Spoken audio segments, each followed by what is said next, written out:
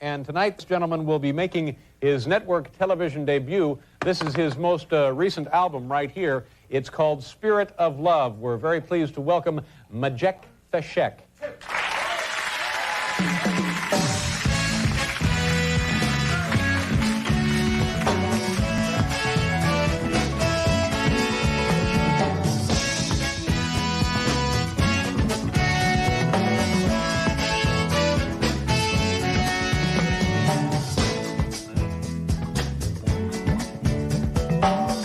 Arise from your sleep, Africa. Rise from your sleep, America. There's work to be done, Africa. There's work to be done, America. But if we unite, we will be free so long.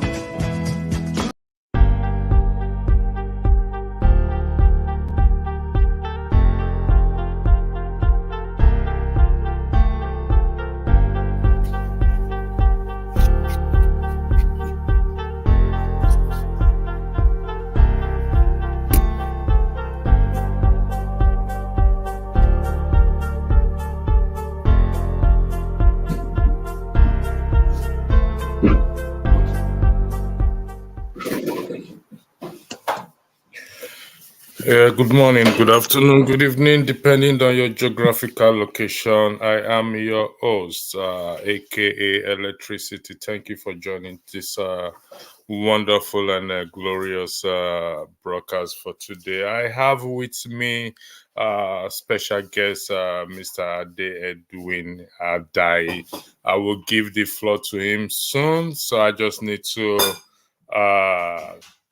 thank you for coming on the broadcast and for honoring the invitation. And this broadcast program is being heard in other YouTube platforms. So, and we're here to discuss the issue, or as the topic says, your organization accepting Hale's Peter Obi move to rally opposition leader. But before we continue, I will give you the floor, sir, to introduce yourself. I don't know, can you hear me? Yeah, I can hear you properly. Okay, thank you. I will give the floor to you to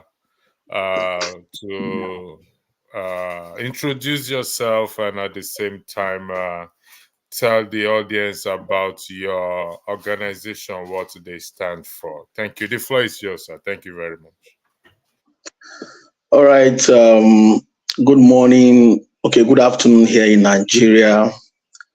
Thank you so much for inviting me to have these discussions with your noble platform. My name is Adai Edwin Adai, a member of the People's Democratic Party, an ardent follower of His Excellency Alhaji Atiku Abubakar. I'm a member of the Presidential Campaign Council of the People's Democratic Party. Essentially, that is, the brief introduction that I can do at the moment, pending when you begin to roll out probably the, questions that I would like to answer. Thank you. Thank you very much for that. For that. Some of the viewers will soon join. It's 12 noon. It's 12:04 in Nigeria, and that will be 7:04 in New York. It's also 12:04 in the Republic of Ireland and in the UK, where most viewers are. The latest move by Peter Obi, your organization, National Consultative Front, hails it, kind of embraces this move. Could you shed more light on this Peter Obi move? That'll be my first question. There are other questions that will come in. Could you educate us on what this move is all about, please? Thank you. All right. Thank you very much for that very important questions. As we are all aware, the visit visit was all over the social media, all over the mainframe media. Ultimately, the purpose of that visit is strategic. If you recall, November sometime last year, when His Excellency Alhaji Atiku Abubakar, the presidential candidate of the People's Democratic Party in the last election, hosted the members of the IPAC, the Inter-Party Advisory Council of Nigeria, in a talk. And if you recall vividly in that conversation, he made it very clear that the Gestapo approach, the clandestine approach being adopted by the APC administrations to essentially turn Nigeria to one-party state is not acceptable. And therefore, there is an urgent need for the opposition party in Nigeria to come together and apparently form an alignment so that we can be able to, first of all, sustain our democracy and also be able to come up, on a very cooperative manner to begin to attack some of the abnormal policies of this administration, which of course has led a lot of people, wailing and crying. So I think it is the responsibility of the opposition party to hold this government accountable for their ill policies and program that is choking Nigeria seriously. And therefore, the major talk or the infusion or the need to collaborate is very essential at this particular point in time. And that is why you can see, in order to deepen the conversation, in order to also let Nigerians know that this thing is not just a mere talk, that His Excellency Alhaji Atiku Abubakar is very serious about it. You can see he hosted the presidential candidate of the Labour Party, which of course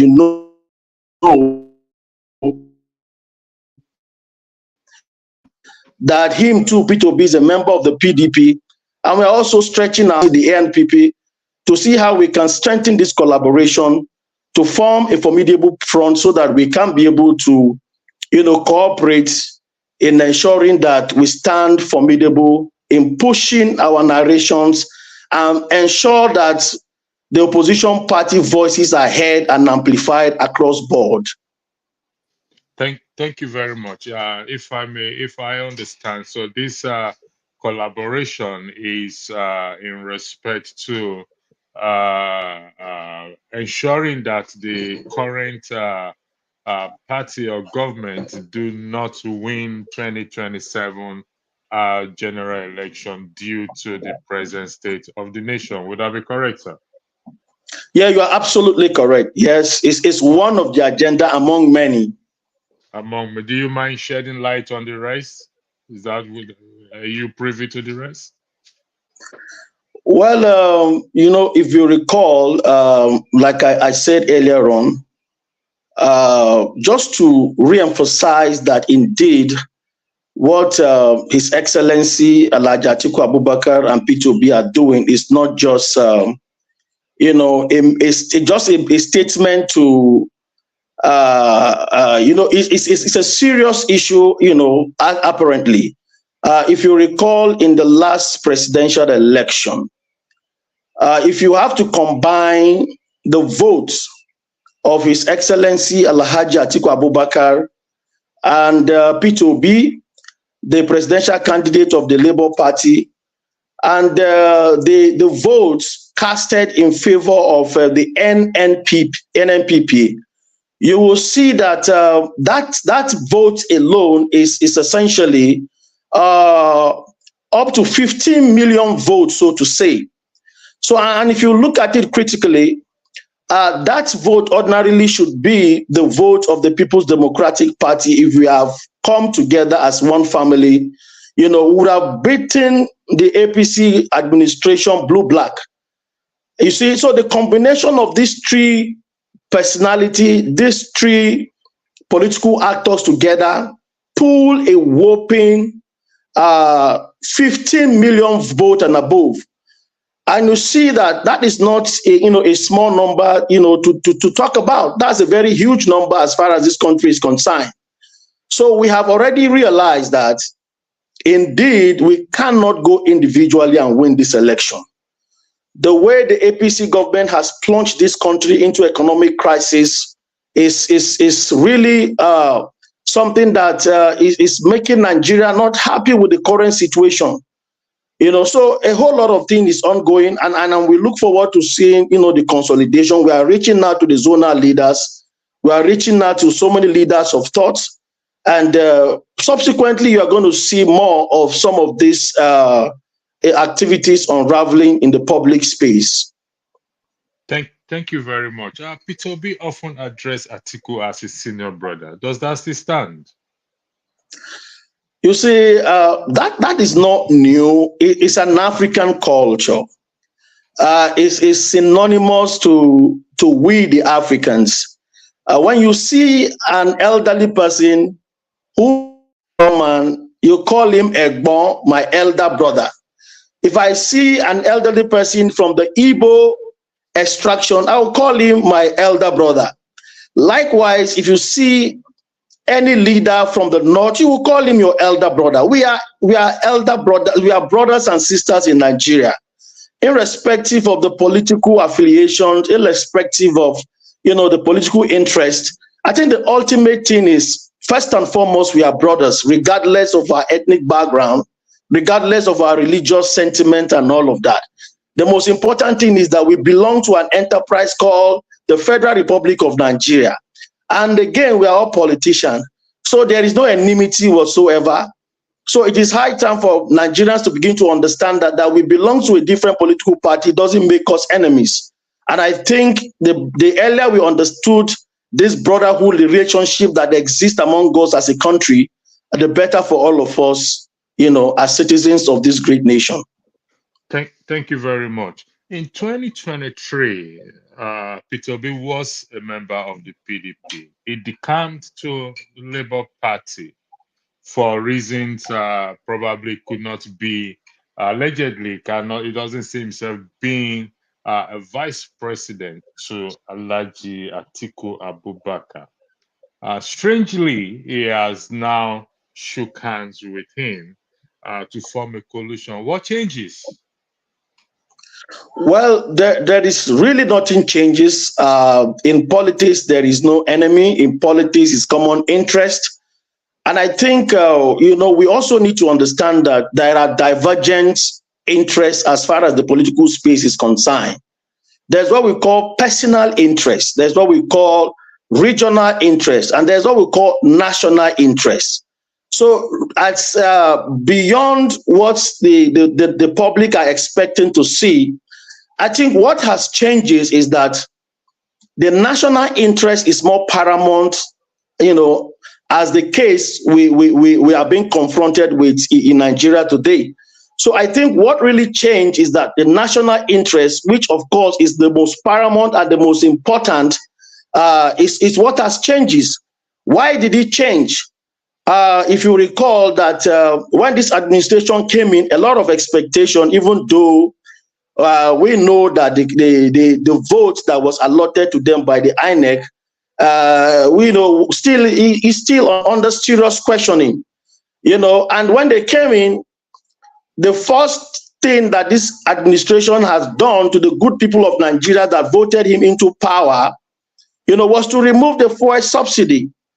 And then subsequently, he came up with the electricity hike in the tariff. So all of these things are policies that has a negative multiplier effect on the populist and the Nigerian, population at large.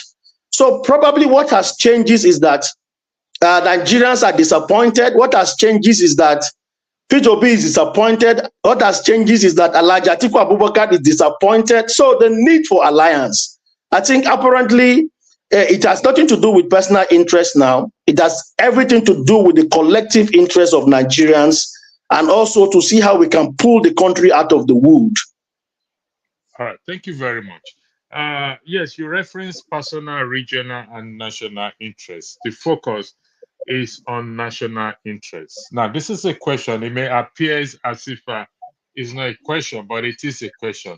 So this national interest, it wasn't there between Peter Obi or Atiku in 2023. Is that the case? Well, you see, in politics, the dynamism or the dynamics of politics sometimes defined as event unfold. You cannot say because my interest is probably might be regional today, and then tomorrow my interest might be personal, and then next tomorrow my interest will be nationalistic in view. So, what is really not static is that as events unfold, politicians are made to embrace new changes in line with the reality on ground. So whether what is playing out what had played out in 2023 is essentially different from what is playing out in 2024. So whatever you see right now is as a result of the new trend, is as a result of the new happenings in the political space. And the only thing, that is permanent in life is change. So people are meant to change as events unfold. I think there is nothing big deal about it. All right. Thank you very much. The current government or the current president did not hide his intention prior to the election and some of the policy is going to implement prior to the 2023-24 election. Does this not mean anything to Peter Obi and Atiku at that time for them to understand that this man means business? So if we allow him to gain power, as we can see today, what is happening in the country, things are going to get bad, from bad to worse, worse to terrible. Why did they not realize this national interest at that time? Because one, the current president said it is his turn to become president, meaning they are turning it to his own personal affair. Yeah, every one of them argues or says that they are going to remove the fuel subsidy. According to IMF news, the fuel subsidy has been reinstated. However, the price of petroleum product or petroleum is still very high. In fact, it seems there is no control over it. So this focus on national interest, I am going to highlight something to you. I don't know if you are seeing it. Could you confirm if you're seeing what is on the screen there? Are you seeing? Can you read it, please? Is it bold enough? Yeah, I can see it. I'm trying to read it. I think okay. I'm seeing something. Yeah. I'll read it out. It seems not. Framework for Understanding Patriotism as proposed by Nathanson in 1997. And here it is. Nathanson argues that there are four main components of patriotism. Number one, special affection for one's own country.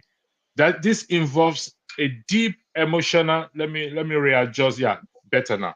This involves a deep emotional attachment to one's country, which goes beyond a mere sense of belonging or loyalty. It encompasses a profound love and pride in the nation's history, culture, and achievements. Number two, personal identification with the country. This component refers to an individual's sense of identity, being closely tied to their nation. It means seeing oneself as a part of the nation and its destiny, where the nation's successes and failures are felt personally. Number three, concern for the well-being of the country. True patriots, which you represent, true patriots are deeply concerned about the nation's welfare. These concerns manifest in a willingness to work towards the nation's betterment, ensuring its prosperity, security, and overall well-being. Number four, willingness to make sacrifices for the country. This final component involves a readiness to endure personal hardship or make significant sacrifice for the sake of the nation.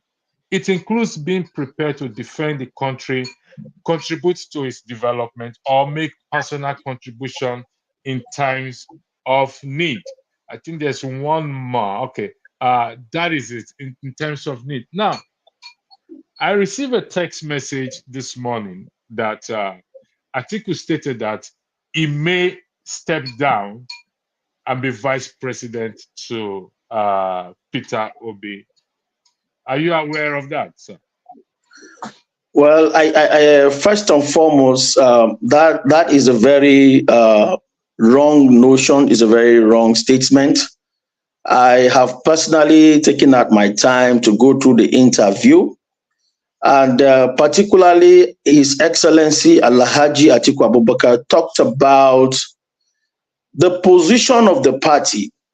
What he's apparently talking about is, if, for instance, we decide to merge, to downplay on our personal interest, just like some of the things you have read in the submission just recently, you can see that everything that has to do with nation building, it has to do with personal sacrifices.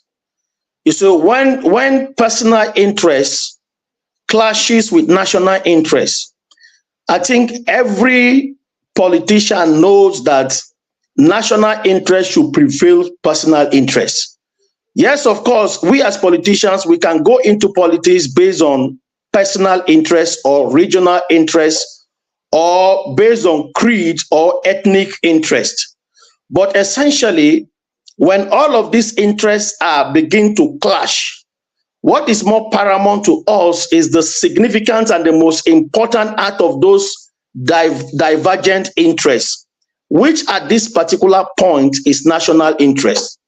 So what Atiku essentially meant is that, look, for the benefits of the country, for us to be able to come together and form a common front, for the opposition party to be able to amplify their voices, for us to begin to question some of the obnoxious policies of this government, for us to be able to collaborate and form a formidable force, fund our campaign and election to be able to rescue power from this APC failed administration.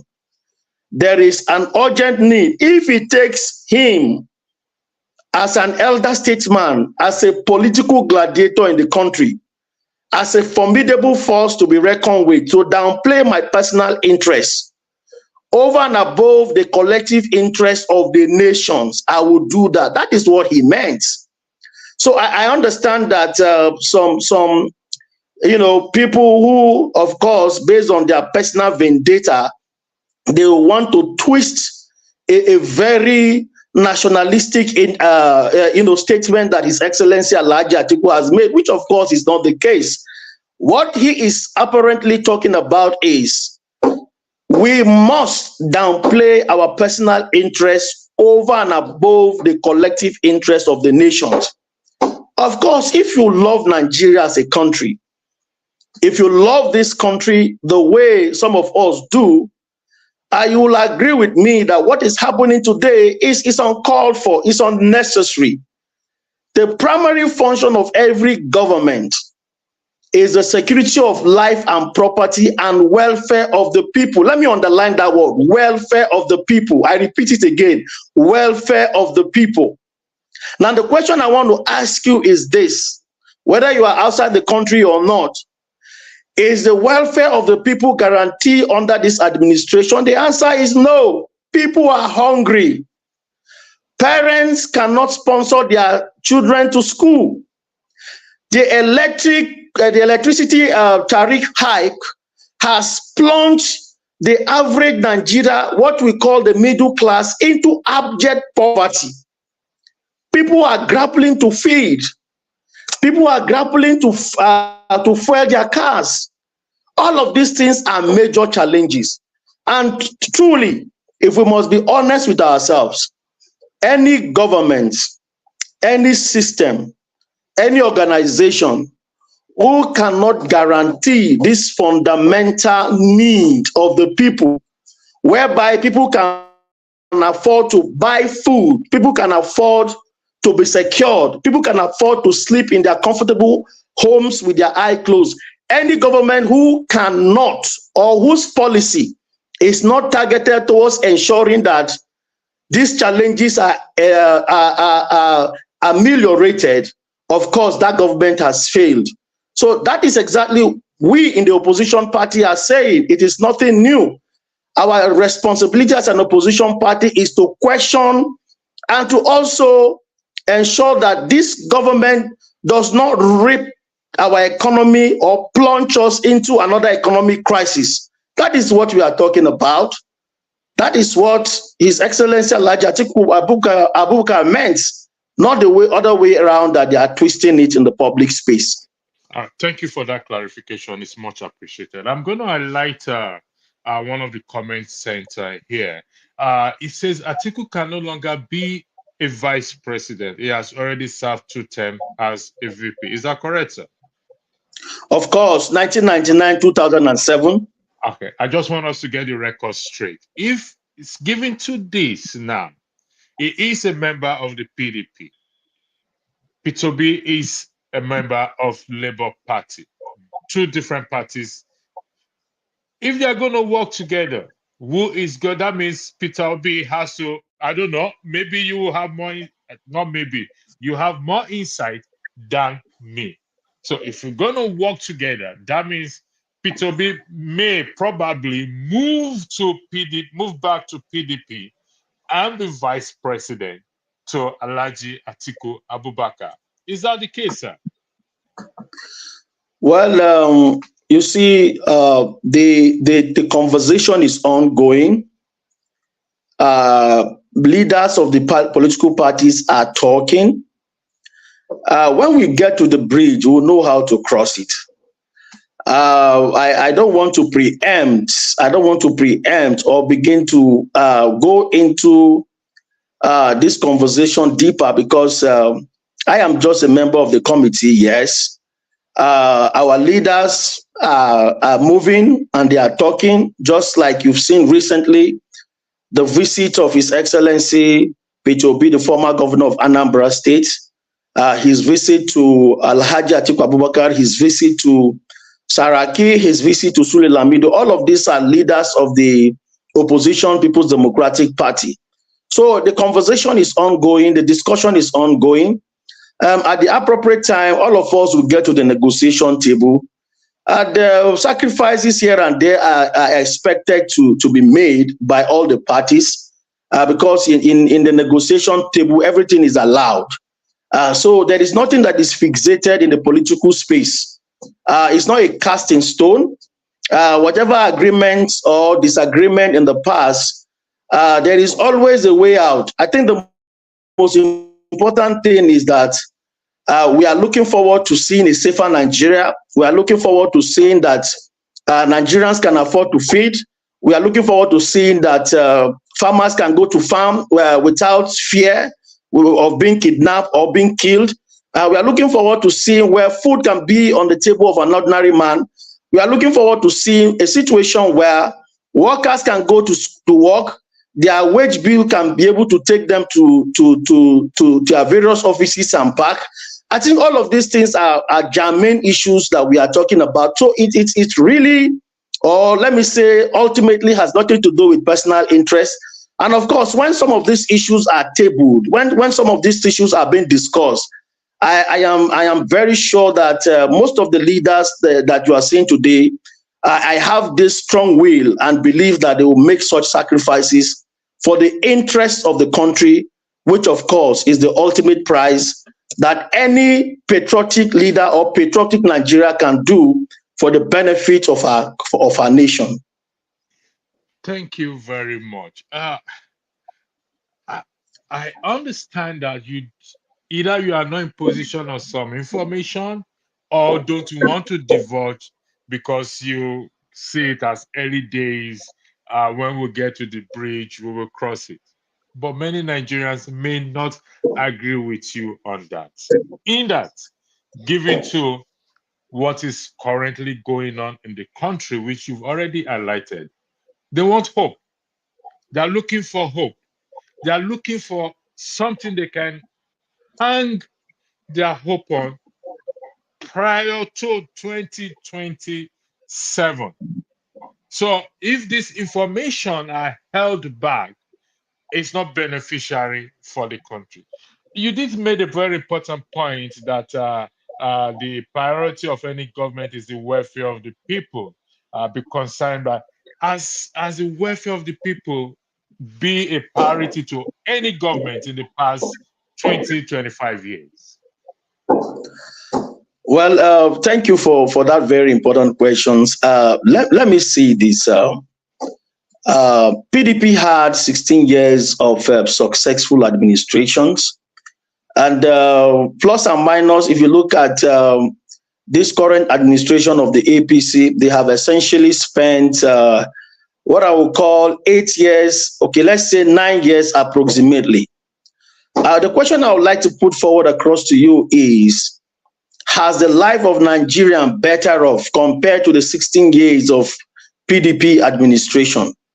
The truth of the matter is that we have never had it this worst. We have never had it this worst. We have never had it whereby the middle class, what I'm talking about, the civil servants, our military personnel, the armed forces of the Federal Republic of Nigeria, those who are operating in the micro and medium scale enterprises, we have never had it so bad. That's to tell you that the opposition party, if they come together, we have the best policy, we have the best program, we'll be able to come up with a very people-oriented social safety net that will help in cushioning some of these economic hardships that is being faced by by Nigerians today. So the point I want you to note is that try to compare the PDP administration, because of course among the three opposition parties that are coming into merger, it is only the PDP that have tested power. So I think the Labour Party, who of course are very, a formidable movement today, and the Kwankwasia movement, who of course are making, deep push in the northern axis, they will agree with us. And don't forget that all of them are members of the People's Democratic Party. So for me, if we all come together as one family, the most important thing is that all of these leaders in the opposition party are already been shaped by the ideology of the People's Democratic Party, which is anchored on the welfare of the people. Do you understand? So there is no need for us to begin to have difficulties in the fusion, because the ideology of the Labour Party is synonymous with the ideology of the PDP, even though there are little differences. The ideology of the NNPP is also, because all of these leaders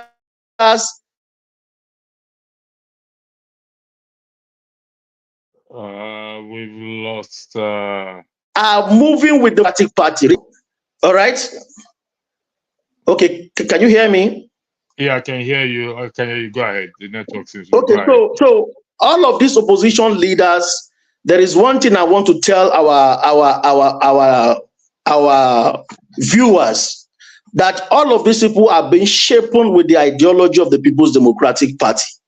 So it will not be out of place if we come together, reason together as one family, and begin to chant a way forward that the primary goal will not be anchored on personal interests.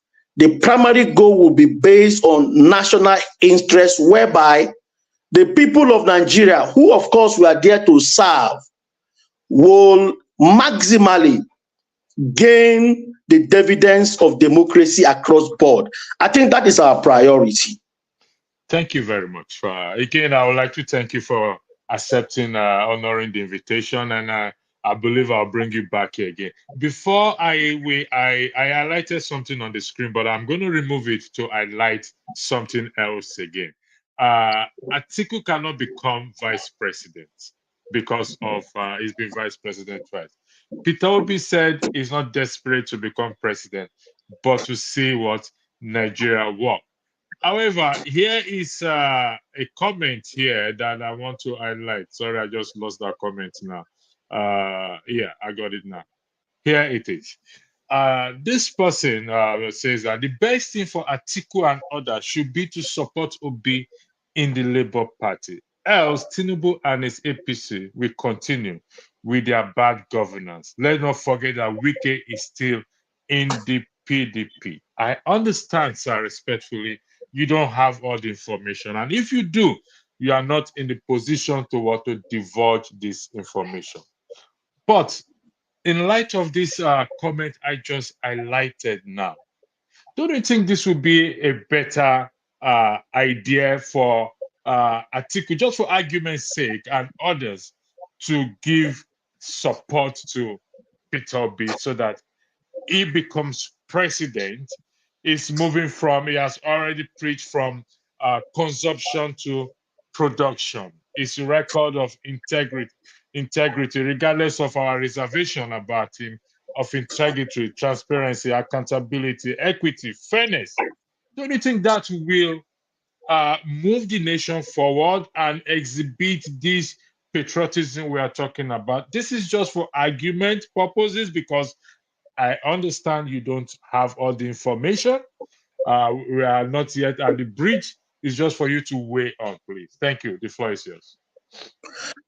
Well, let me first of all thank you for that submission. Number one, there is something I want to let you Nigerians to know, or the world to know, if I will put it that way. Peter Obi has made his mark. He's a leader to be reckoned with. He has everything it takes to lead this country, no doubt about it. And don't forget also, we cannot downplay the influence, the experience of His Excellency Alhaji Atiku Abubakar. Both of them are formidable, highly respected leaders with experience in governance, with experience in policy making, with experience in managing the affair if given the opportunity to do so. But again, know that it is the populace that determines who becomes the president. There is no single individual that has what it takes to become the president of Nigeria. As events unfold, we are going to listen to the dynamics of the political conversation. We are going to listen to the views of the people. We are also going to listen. We are going to pay attention to the positions of all the opposition political party. And we are going to still look, because of course, it's not just between Peter Obi and Atiku alone. Don't forget that this people belongs to a political party. And it is the responsibility of the political party to come up with the blueprints, to talk about how the modalities will be. So narrowing this conversation to these two personalities, as good as that may sound, and I don't think you are doing justice to them, of course, because they are also members of, different opposition party. For instance, the Peter Obi, for example, he has to talk with his people. He has to convince, his political party. And then likewise with Atiku, he has to convince his people. He has to convince his followers. He has to convince his political party to see that the only options we have as an opposition party is this infusion. I don't want to use the word merger. It's for us to come together to collaborate and push this thing forward. Don't forget, the way the institution of government, the way their predisposition is today in Nigeria, you agree with me that when you are the president of Nigeria, what it ultimately is making some of us to view it is like the entire institution of government work in favor of the party in government. And of course, as an opposition party, what we have as our major strength is the people. And we don't want to take the people for granted. So, essentially, for us to make any headway, we must listen to Nigerians who are the major voters. So it is not just about personality or about the interest of P2B or the interest of Atiku or whatever the conversations is being played in a social media platform. No, it's beyond that. Ours is to, first of all, look at all the critical stakeholders that are involved, engage with them, convince them to see that the only way out, and I want to repeat, the only way out is for all the opposition parties to come together. Because even the INEC, from their antecedents and what they have done in the past, we don't trust them. We don't trust them that much. From the report, you know what is playing out today. Even the security agencies, we need to do a whole lot of work to reorientate some of these people while we are going into the 2027 election. So there is a whole lot of work in our hands. And all of these things require collaborations. All of these things require, people coming into the negotiation table with a free spirit, downplaying personal interest, to see that the overall interest is to see that we as a people were able to come together and push this government who wants to literally kill everybody before even the 2027 general election. And we will not accept it. We are not in conformity. We will fight it. And that is exactly what we are doing. Thank you very much. You said we've never had it this worse. Have we had it better at any time, sir? Has there been any time Nigeria have had it better on a very comical and emotional sense? Have we ever had it better? You see, Nigeria is just evolving. Don't forget that our democracy is just 20-something years. The only thing that is required or that is expected or that is permanent is change. And therefore, we are evolving, we are developing, people are learning, people are growing, people are connecting. And even the political party are learning more approaches and learning new pathway in party management and administration. So all of these things are evolving. Things are getting better. So of course, we are not, there yet. But I can tell you that we are growing, and we are very optimistic that if not that these present administrations have, taken us back, we would have crossed, some of these things. And, when the policies are harsh, when people cannot, afford, the common thing that is required for livelihood, I think is very appalling. And of course, we are growing, and for me, we will get it better, and we will scale through this, very hurdle. Thank you very much. This will be my final question, except I go to the comment section. You did state that the populace determines, which is the supporters, determines who sits there or not. But that was not the case in this 2023 general election. We will not go into that. Peter Obi commands a lot of supporters. How do you think this coalition will sit with them? Because most of them, or don't let me use most of them, some of them are not necessarily Labour Party members. And they are die-hard fan of Peter Obi. In fact, on the comment section, someone said, is Peter Obi or nothing? How do you think he's going to sell this to his fans who don't want any other person except Peter Obi? And given to rumors of allegations against Atiku, even though none has been proven, how do you think he's going to sit with them? Do you think they will embrace him, or they will turn his back on him and probably give their support to Sowore? Now, I don't know if Sowore is one of the players in this coalition. I would doubt it, but I yield the floor to you to answer the question, sir. Thank you. All right. There is one question I would like to ask. Is it about individual or about the nation? The followers of, the followers of P2B, the question is, what do they really want?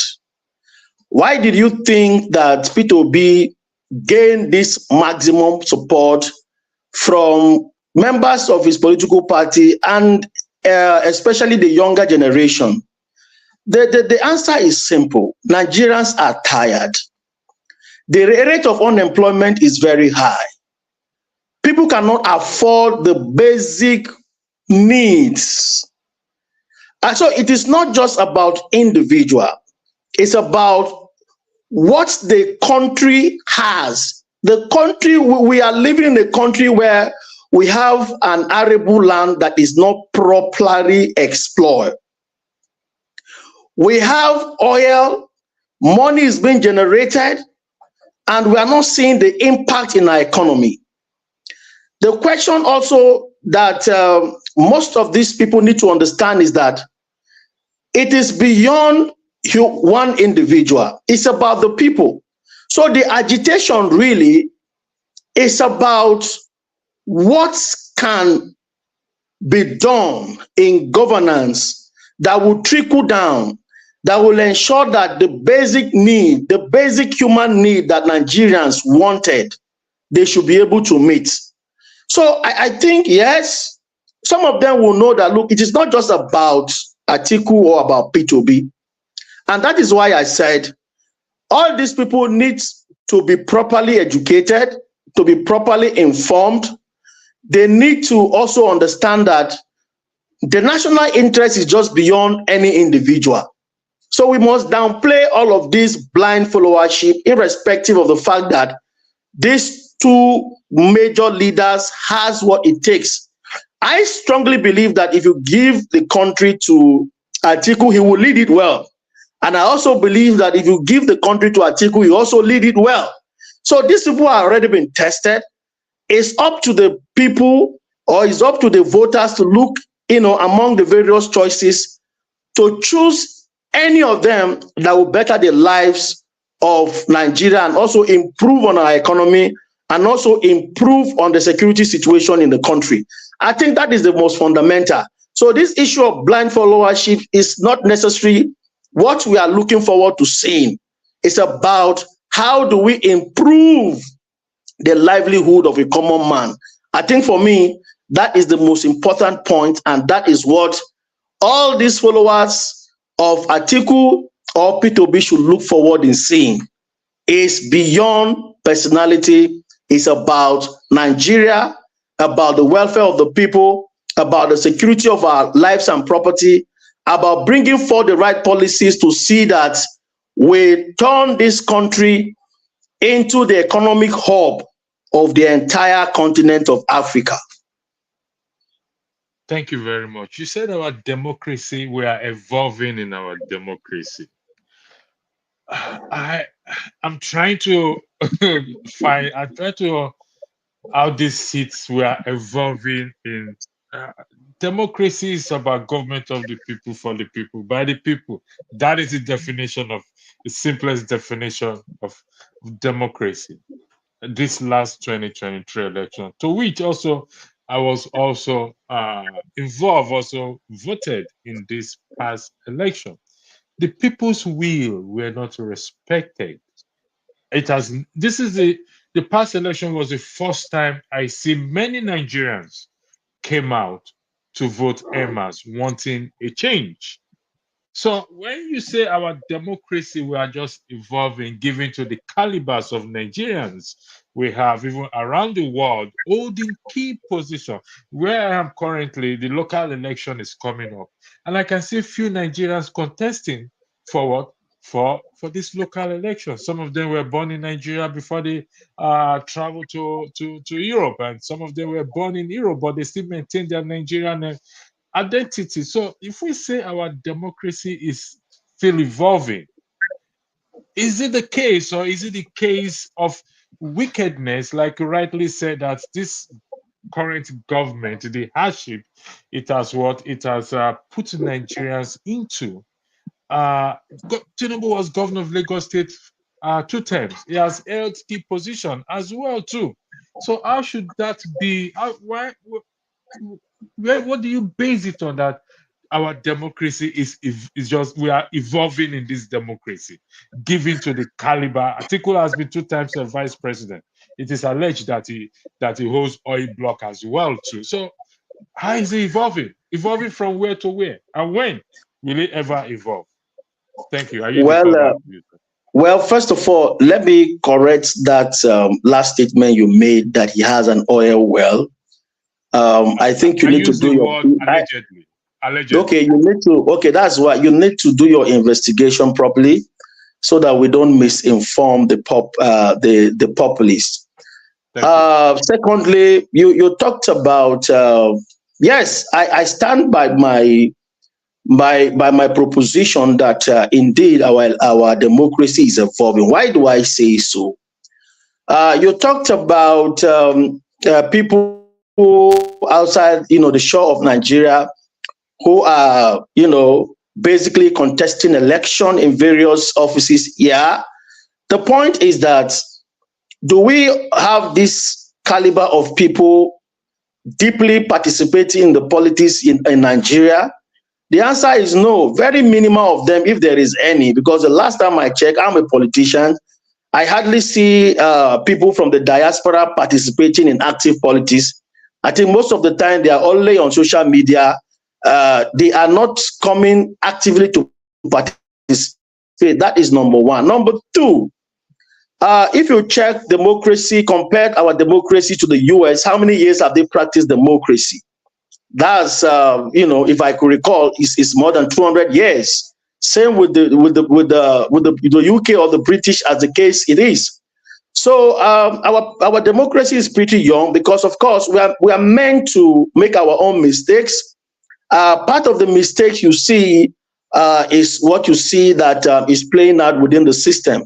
So you cannot compare our democracy with some of the Western country. Of course, we are just 20-something years old, which is pretty young.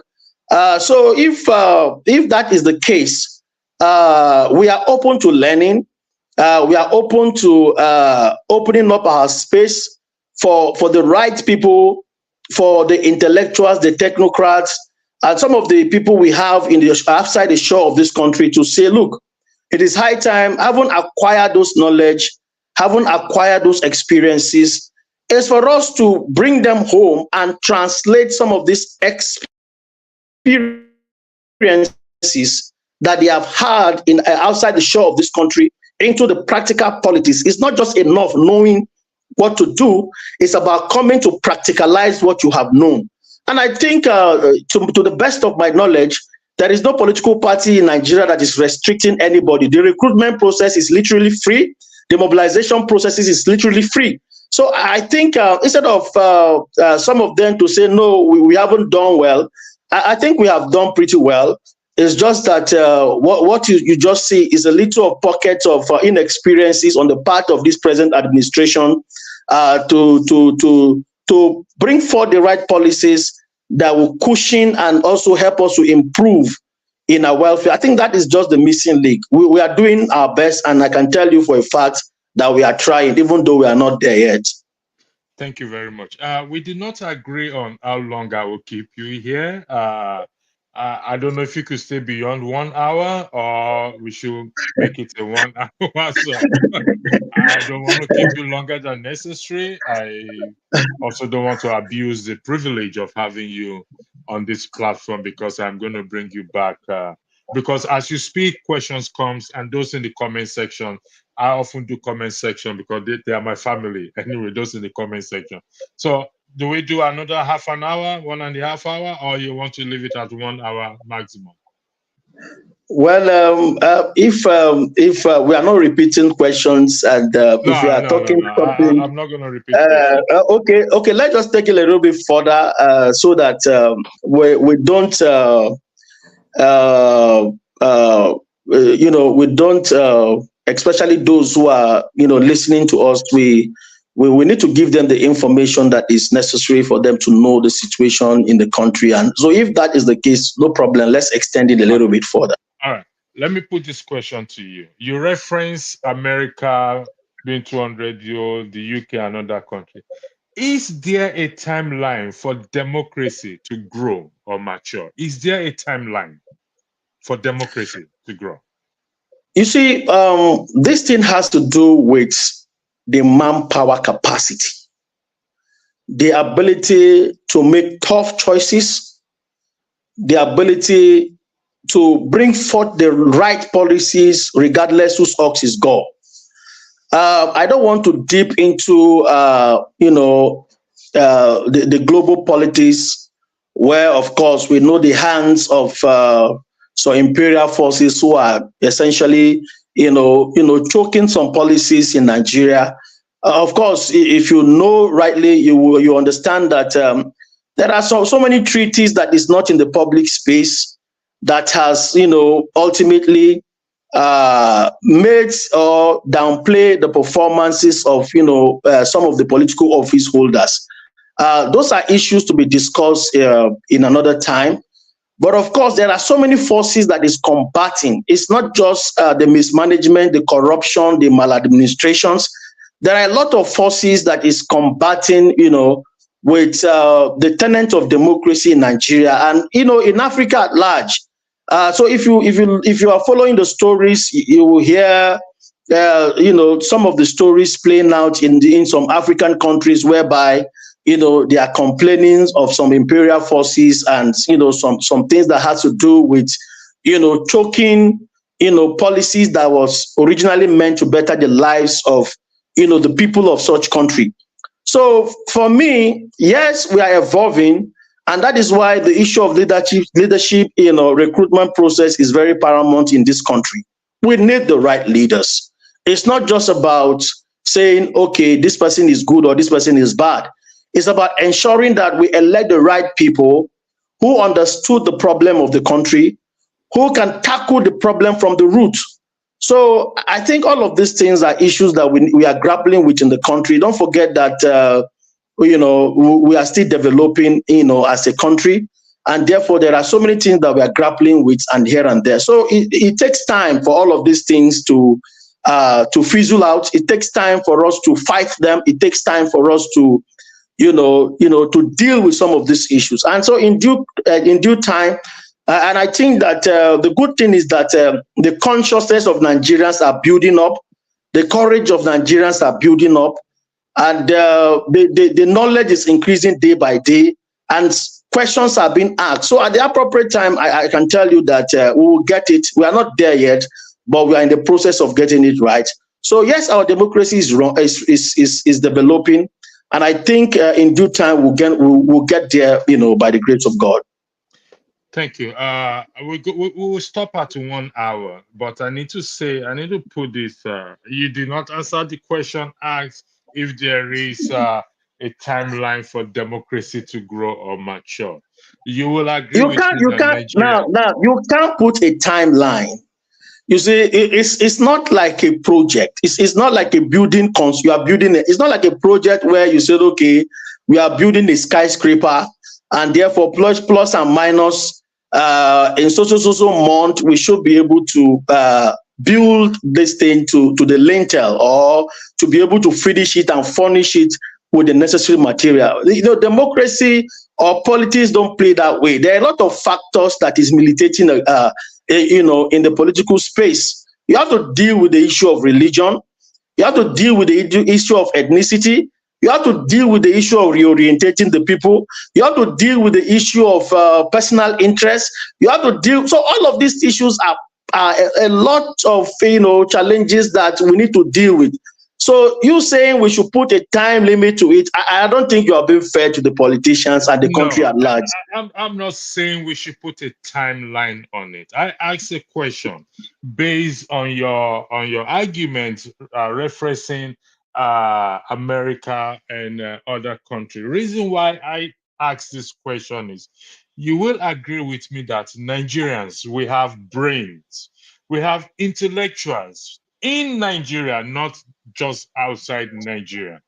I don't know which words to use to describe us, but we are blessed also with natural resources as well. And we hear every day of money being stolen or being misused. So that's why I asked the question as to, is it democracy or outright wickedness? That's why I'm asking. That's why I asked that question. I am not saying there's a timeline, because at a certain point when you have a child, you expect that child, when it gets to a certain age, to behave maturely. Not, they say a fool at 40 is a fool forever. Nigeria is over 40 years old now, and we'll be practicing this democracy, I think since 1999, when the Constitution was written, or far beyond that. So when are we going to get it right? That was why I asked the question. Is there a timeline for democracy to grow and mature? Well, I would like to address this question this way. Number one, you talked about Nigerians having the right people, intellectuals who are doing very, very well outside the shore of this country. The question I would like to ask is that how many of them are in Nigeria today trying to brace the challenges, trying to imbibe the patriotic spirit and say, look, regardless the harsh policies of government, regardless, the monkey or the difficulties of the political terrain, for the purpose of patriotism, for the love of my country, I will leave my comfort zone and then come to Nigeria, brace up the storm, and see that we push this country deliberately into the place that we are expecting it to be. You see, leadership is more paramount when it has to do with governance. It is the people that change the system. The system cannot just change itself. So we need the people with high moral capability. We need the highly educated people, because of course, if you look at our political space today, with due respect to those who are, active politics and holding strategic positions in the country, you will agree with me that it is not the best of us that are holding some of these, positions in leadership. And this thing has to do with, number one, we need to reorientate ourselves. The good thing is that the consciousness is growing rapidly, but we are not there yet. Until we begin to see the right people, until we begin to come up with the policies, the right policies, and downplay money politics. Because today in Nigeria, it is those with the financial war chest that determines eventually what happened. So we should also know that without finance, you can actually be in active politics. What actually determines the decisions or the change of mind from the populace is the ideology or the ideological belief that leader is upholding. So we need people with ideology. We need people with superior ideology. We need people with the right mindset. We need people who are incorruptible to fill up this space. So we cannot be there complaining, pushing up narrations to make it look as if all that has to do with Nigeria is for the wrong reason. No, the truth of the matter is that we have the people. So we need these people to come on board. We need our best brain to be the president of Nigeria. We need our best brain to be the ministers occupying and holding brief in all the ministries and parastatals of governance. We need our best brain in the legislative arm of government, both the red and the green chamber. We need our best brain to be as governors of respective states, as local government chairman. So the governance is all encompassing. There are so many gaps to fill. There are so many space. And if I may even add to what I've just said, the political party today in Nigeria, the question is it ideological driven? If the political party are not ideological driven, who are those people with the right skills of managing the political party? They are out there that are supposed to be here to help us in strengthening our party system. So all of these things are all encompassing. And until we begin to deal with some of these issues, truly we will still be complaining. But like I said, a whole lot of work needs to be done, and we are doing our best to see that we do the right thing to position our country as the most formidable country in the continent of Africa. Thank you very much. I am done with my question. I have two questions from the audience. Do you like to take them from the viewers? Because we are here because of them. The first one is highlighted already. The power to appoint INEC chairman rests with the president. Mahmoud is still the INEC chairman. Given to what happened in this past, what do you think will happen in 2027 if Mahmoud is still there? Even if it's not Mahmoud there, Tinubu has the power to appoint INEC chairman. How do you think it's going to play out in the next election?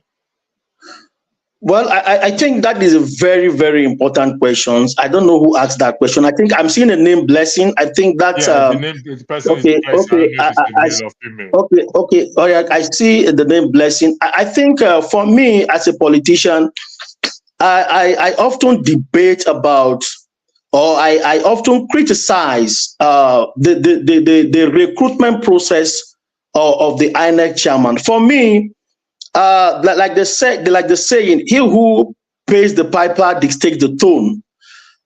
We don't expect the presidency should be the one to appoint the INEC chairman, or probably send him to the Senate for ratification, because of course he who employs it's a clear moral question that anybody who employs you, consciously or unconsciously, you will find yourself, being loyal to that person. So for me, I want to believe, and I think the National Assembly, if possible, they can do something about it. Let it even be that the INEC chairman, for instance, if I will give my own suggestion, I want to look forward to seeing a situation where every zone can present their best, a person of integrity, and then we elect a delegate, probably a delegate from the political parties, so that they should be the one to elect the INEC chairman. In my own view, I don't want to, agree with the philosophy of the INEC chairman being appointed by the presidency.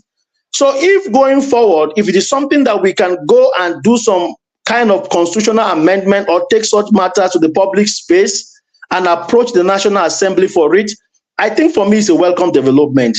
Let Nigerians be the one to elect INEC chairman, and then probably subject it to the National Assembly for ratification and all of that. So the issue of allowing the president to be the one to elect, and that is why we are seeing all this abnormality in our institutions. And that is why today you see that an INEC is declaring a result of an election in the middle of the night. And that is why even after the declaration of the election, they are citing technical glitches.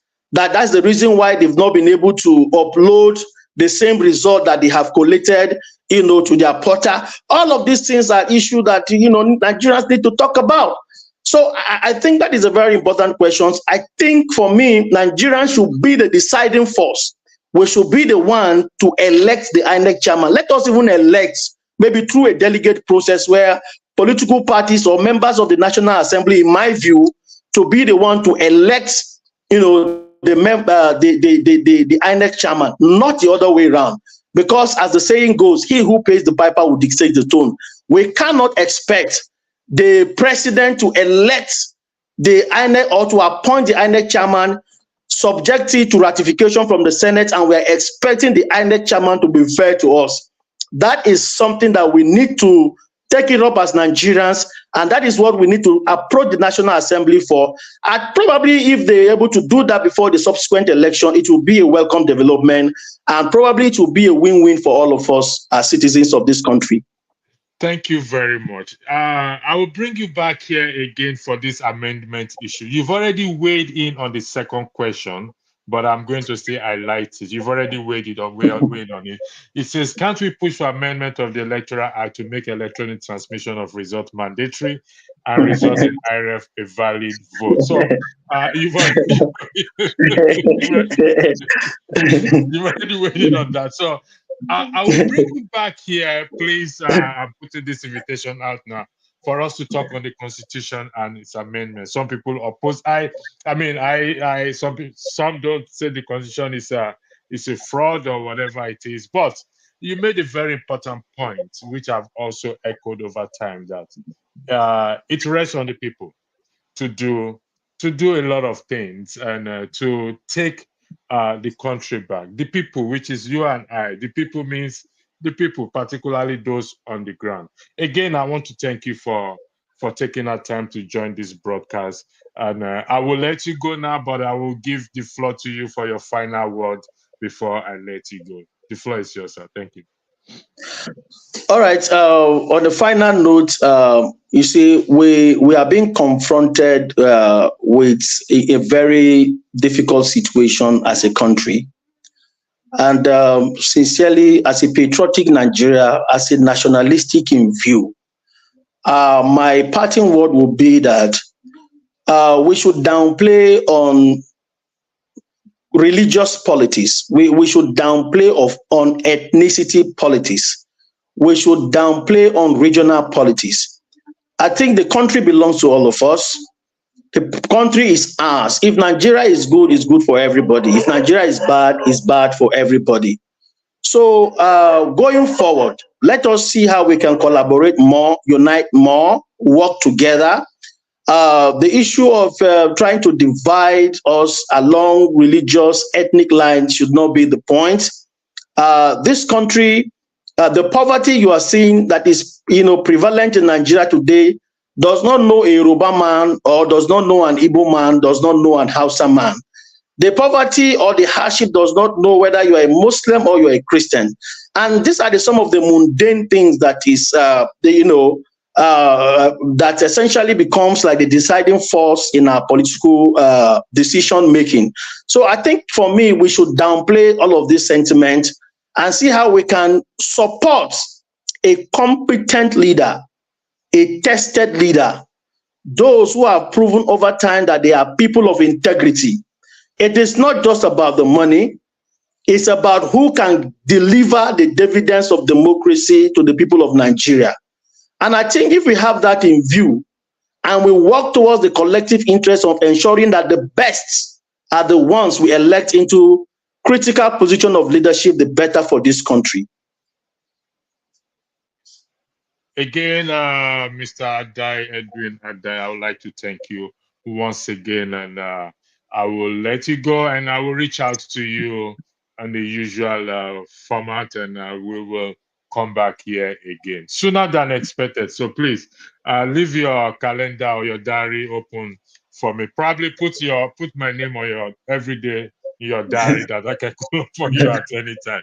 Thank you and have a lovely weekend, and my regards to the family. Thank you very much. Thank you for having me. Thank you for having me.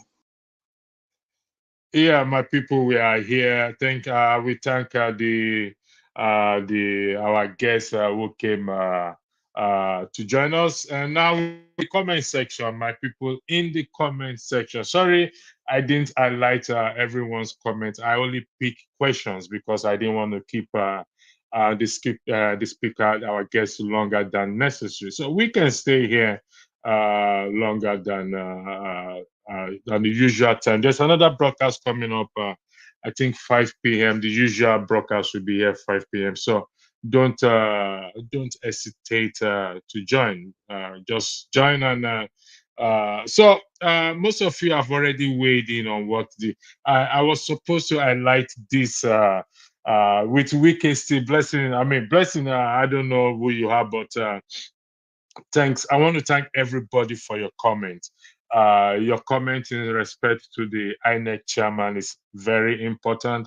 And also this one also with Wiki still in the PDP, article will not scale through. And the PDP already has. So how would they deal with Wiki? I mean, like you said, we will know in the coming days these visits. I am skeptical, like a lot of people are skeptical, but let's hope they will be able to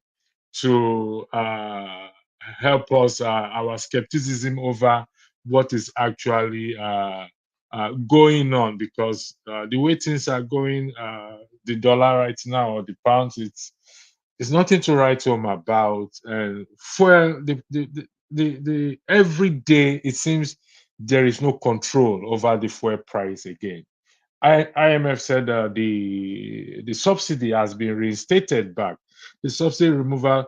Yes, I'll send the link. Yes, sorry about this. I should have put the link. Let me put the link, Daniel. So here is the link for those of you who wants to come on the platform. I've sent the link, so you can come on the platform. Daniel Oyemachi. The link is there. I've just sent the link for you, and those also who wants to come in briefly to have this conversation. There is no control of fuel price anymore.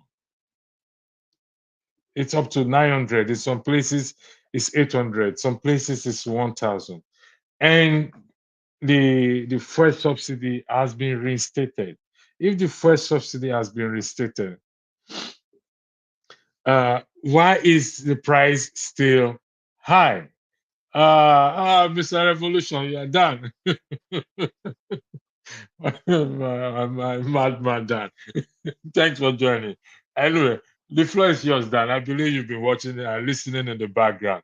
The floor is yours. Go ahead. Yeah, respect, Mr. Electricity. And I was just listening to the brother. You asked him very serious questions, which I'm very happy about. But sometimes he answers properly. Sometimes he tries to force you to understand him, which is the system that we are asking about. You see, this P2B, I just want to comment on P2B going back to Atiku. That is what is, you told him it will discourage so many of us obedient, genuine obedient. We are not just obedient. There are some of us who are genuine obedient. I will just say like the dog going back to his vomit. Because you should remember that Obi left that party because of... Dan, let me highlight it. I already wrote it down, so you should know that I didn't want to highlight it just before. Look at it here. As a dog returns to his vomit, so a fool repeats his folly. It's an aphorism which appears in the book of Proverbs. You see, when I saw it first, this is what came to my mind. I yield the floor back to you. Thank you, Dan. Yeah, so I didn't even see it, but thank God that we have the same opinion, So you have to ask something, because you were asking that brother. He spoke well, no problem.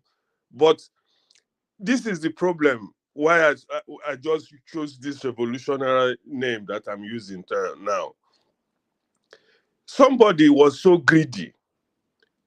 He changed the whole format of PDP because of greediness.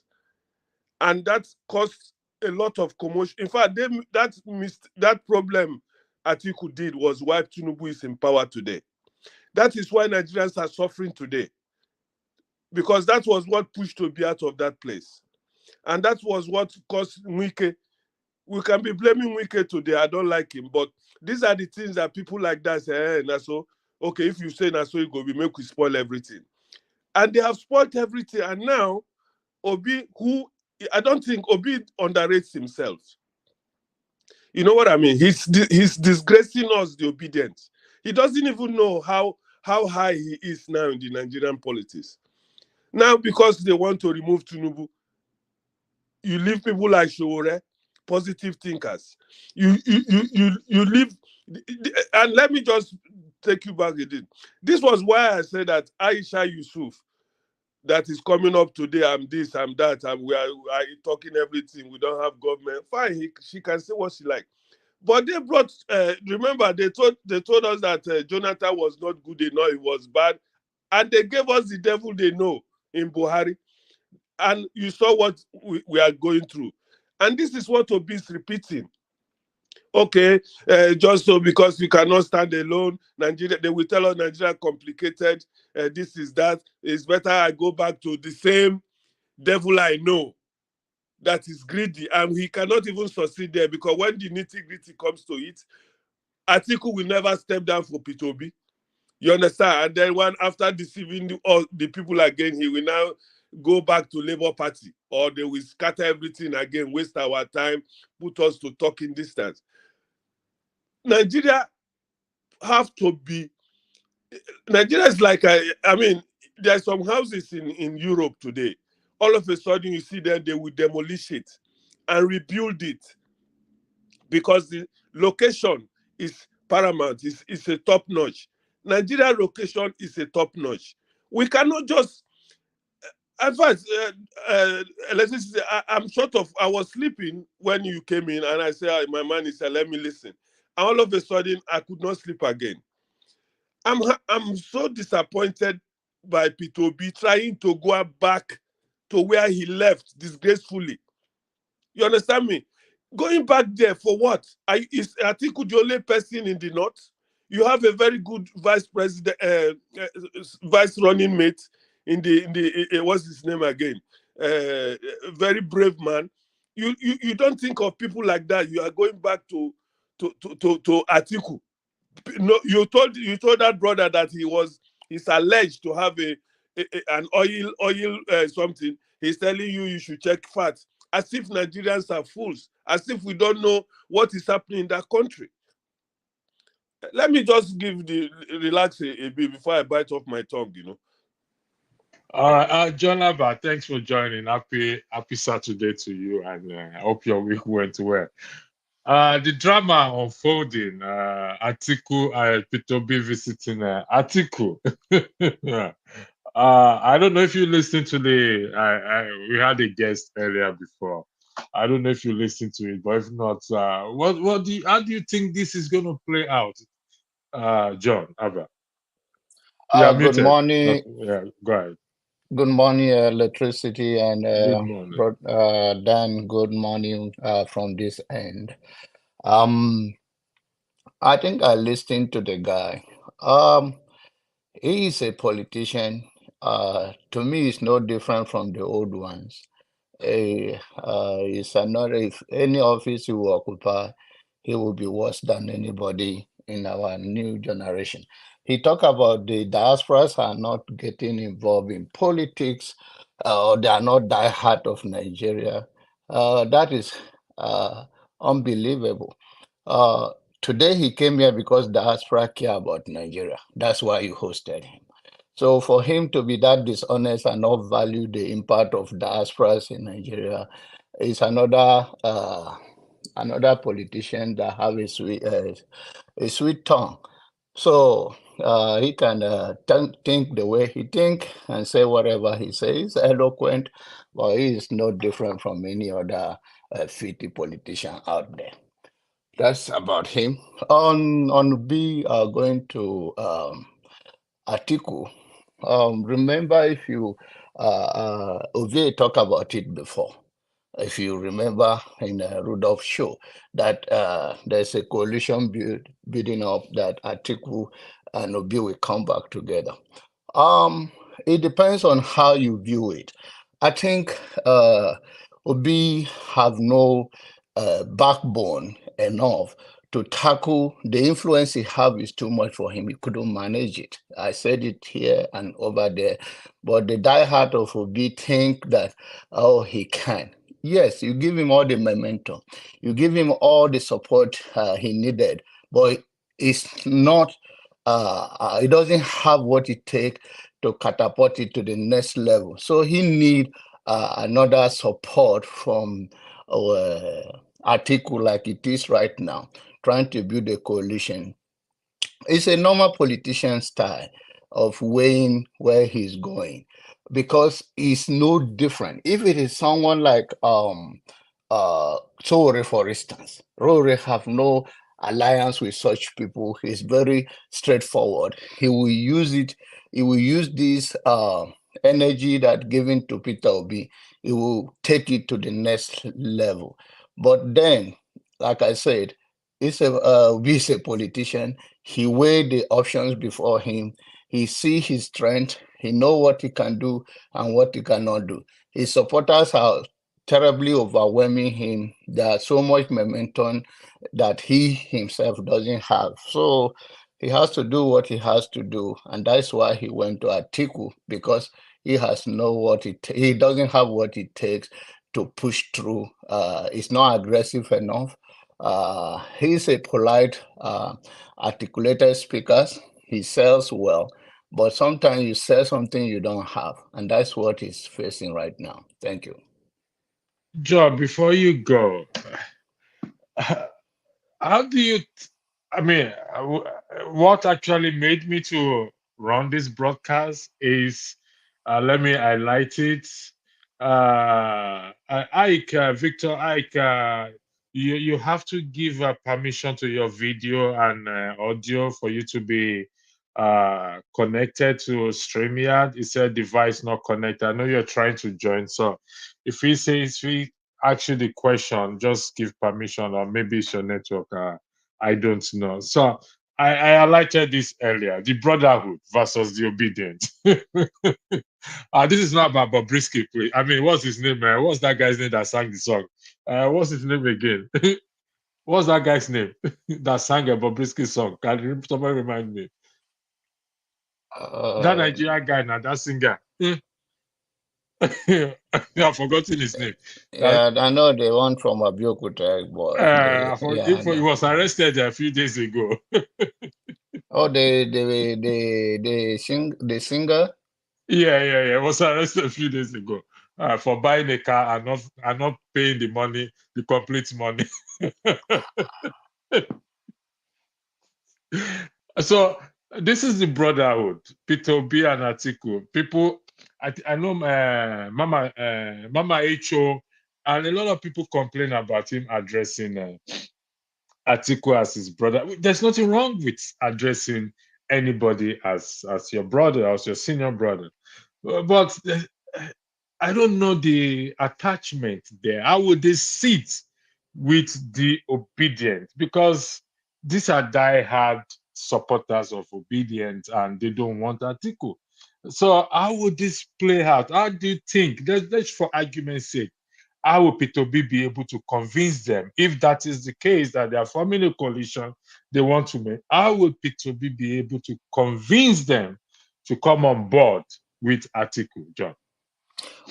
He will be able to convince some of them, but not all of them, because he is going to tell them all he's doing is to make sure that the country do not go through another painful 4 years.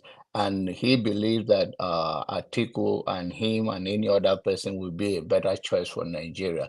Peter Obi is a good seller. He will sell it. And there are so many of his followers that will not buy it. But there are also many that when he sell it the way he will sell it, they will believe him. And like I said, Obi, I believe he's a good guy. He means well, but he does not have what it takes. So he need to build that alliance with someone that he knows that he have the experience. He also have, if we go by the number of the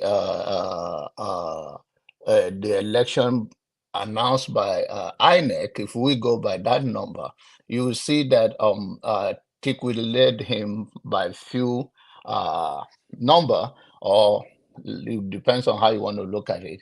So he understands that the only way he will push through is to go to a very familiar name like Tiku, because sometimes the reason why politician does what they do is how did the Nigerian people accept you? And I want you to know that there are a lot of diasporas who push Obi message to them in Nigeria that Obi gain that momentum. And that momentum is still on his side. And I think he will sell it well when the time comes. All he need to tell them is that I'm telling you that we need this to deliver Nigeria from this direction. These 4 years of Tinubu will be terrible for us. And John, he will sell it's not yet 1 year. 4 years is too far. It's just No, I mean we are talking about the next election. We are not talking about for whatever it is that he's going to spend 4 years. He's already in the office, right? Is that what I'm saying? Is the first year is already terrible. Imagine the next 3 years. Exactly. So he will sell it well for them, and they will buy it. And the other thing is that the only thing I take from this, your speaker, who in many other ways I disagree with his view or his own politics, is that he says that Nigerian is still young in democracy. Yes, yeah, it is. But then where you stop is where your children start from. So if he's going to compare our democracy of 20-something years, and he do not understand that the 200 years plus, you do not go back to start from all over. We learn from the others, and then we make a better choice. So for him to think that we have to be that 200 years before we do well or compare us, then that is not progress. Progress means where I stop, someone else start from there. My years, they stand on my shoulder to grow up. So for him to compare that, oh, we are young, yeah, we know we are young, but we have seen many things that we could have done better that we do not do it. And nobody is taking responsibility than to give excuse that we are young.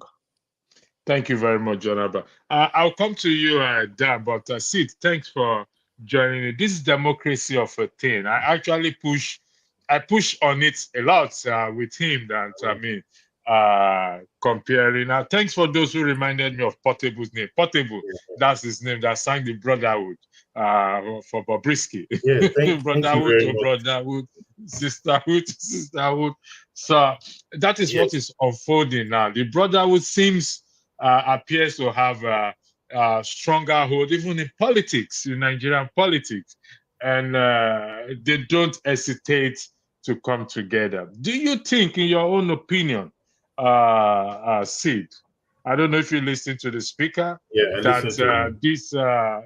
this brotherhood of a thing will sit with the obedient. That is the key thing. That is the key issue here right now. Good Do you evening think to it will all sit the well with them? panelists, Granaba, and all the guys, and also electricity. And yeah, good discussion with your guests this evening. However, I think a lot of times we overflog issues. We're overhyping the polity. Definitely, first of all, we need to build where we're coming from. All right. This was the P2B that they said there were 4 people in the room tweeting. This was the same man. And suddenly, in few months, he built a movement gathered around him that is still formidable. And that movement is currently the only opposition movement in Nigeria. Everything that happens in Nigeria, that movement is solidly behind him. That movement is solidly speaking. Now, let me tell you, Atiku is a sinking ship already. Reasons why I say this. Number one, the PDP that Atiku is gathered around is already seriously fragmented because there is a Wike with whom he has not been able to remove in PDP and remove his henchmen in the PDP. So, and he knows, see, politicians they have data, they see the momentum. He knows that P2B is already creating a lot of inroads in the north. Especially Sid, sorry for it. Sid, hold on 1 second. Mazi Prince, are you driving? I think he's driving. Yes. The policy says you can't drive and be on the platform. So I'm going to remove you when you park. There you can rejoin, please. Sid, apology. The floor is back to you. No worries, that's fine. So P2B is already creating inroads in the north. So P2B is the beautiful bride. P2B, as it stands, has close to 6 to 10 million obedience solidly behind him. And his numbers are growing by the day. As the hunger increases, invariably his numbers are increasing. So P2B understands that I'm the person that is in the driver's seat. The window is shortened for Atiku. He has the last window he has is 2027. So Atiku needs to back down. If you look at it in the past few months, that's when Atiku started ramping up some level of opposition because his main base is fragmented. Kwakwanso is already sold out. Kwakwanso is sold out to APC already. So Obi needs to also understand and work alongside the ecosystem. You can't expect that there's a discussion going on and then you will not bring the man that 10 million people are behind him. for discussion. But let me put it out there, and I can put so much around it. 2027, Peter Obi has to be on the ballot. That's it. That's a tricky situation. Peter Obi has to be on the ballot. If Peter Obi is not on the ballot, what will happen is that he will lose his political strength, and that's it. He will never gain that political strength.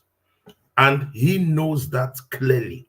He's a man that understands that this is a time that is meant for him. So Atiku has to now decide whether he wants to become a patriarch.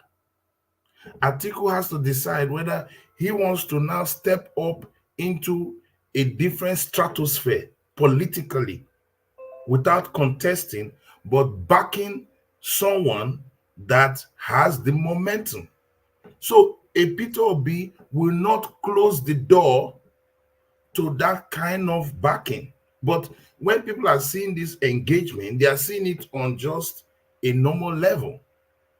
And some people say, oh, Peter Obi will not be president. That's irrelevant. What is relevant now is they are looking for political relevance. And as it stands now, even APC understands that the person that they have to deal with in 2027 is only one man, Peter Obi. And they know it. That's why everything they do is to shut his system down. Unfortunately, even all the paid spokespeople have not been able to contain the movement. They've not contained that movement. They've not contained it on the media. They've not contained it in any way. They keep making mistakes. That error, that why they are error prone, especially the APC media machinery is so error prone, is because they are trying to catch up with a very savvy, obedient media. The obedient media is very savvy, very nimble, and they are finding it difficult to keep pace. So the truth is this: Obi has been in the narrative. He has followed through his program. He said he will be the face of opposition, and truly he has been the face of opposition. What we are seeing is Atiku realizing that there is a drowning ship in PDP. Emeka Ihedioha is out with his whole block out with Imo State. The Southeast is fragmented in PDP. The South, there are a lot of issues. The Wike and the Fubara factions, there's infighting. And Atiku is finding it difficult to hold down the house. And that is the reality. So Atiku needs to find a pathway to create relevance. So what we see is good. It's good. But I tell you, if you take a step back, Peter Obi is in the driving seat. And obedience don't need to panic because his name will be on the ballot. That is the truth. Here is I know I'm going back to the past. This is about the nation, about Nigeria, regardless of how we feel. And this issue about Nigeria has been there. One thing about Tinubu is he did not hide his intentions prior to and after. So, I mean, why couldn't they work together at that time? I'll explain. The reason why they couldn't work together. I'll come to you. I'm just taking sit down. Go ahead. They couldn't work together at that time because Peter Obi was an unknown quantity.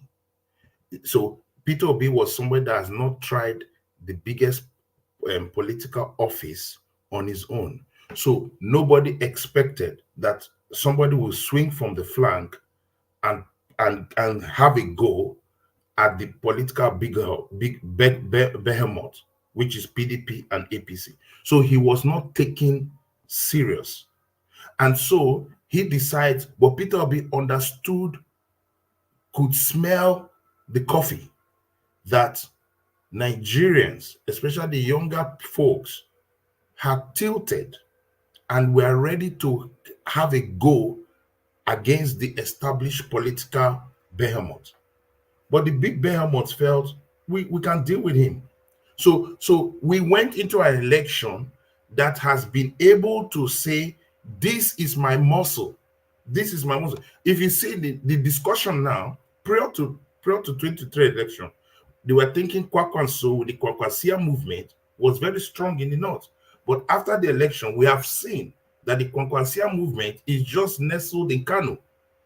And that is the reality. So Kwakwanso has dropped down significantly, politically.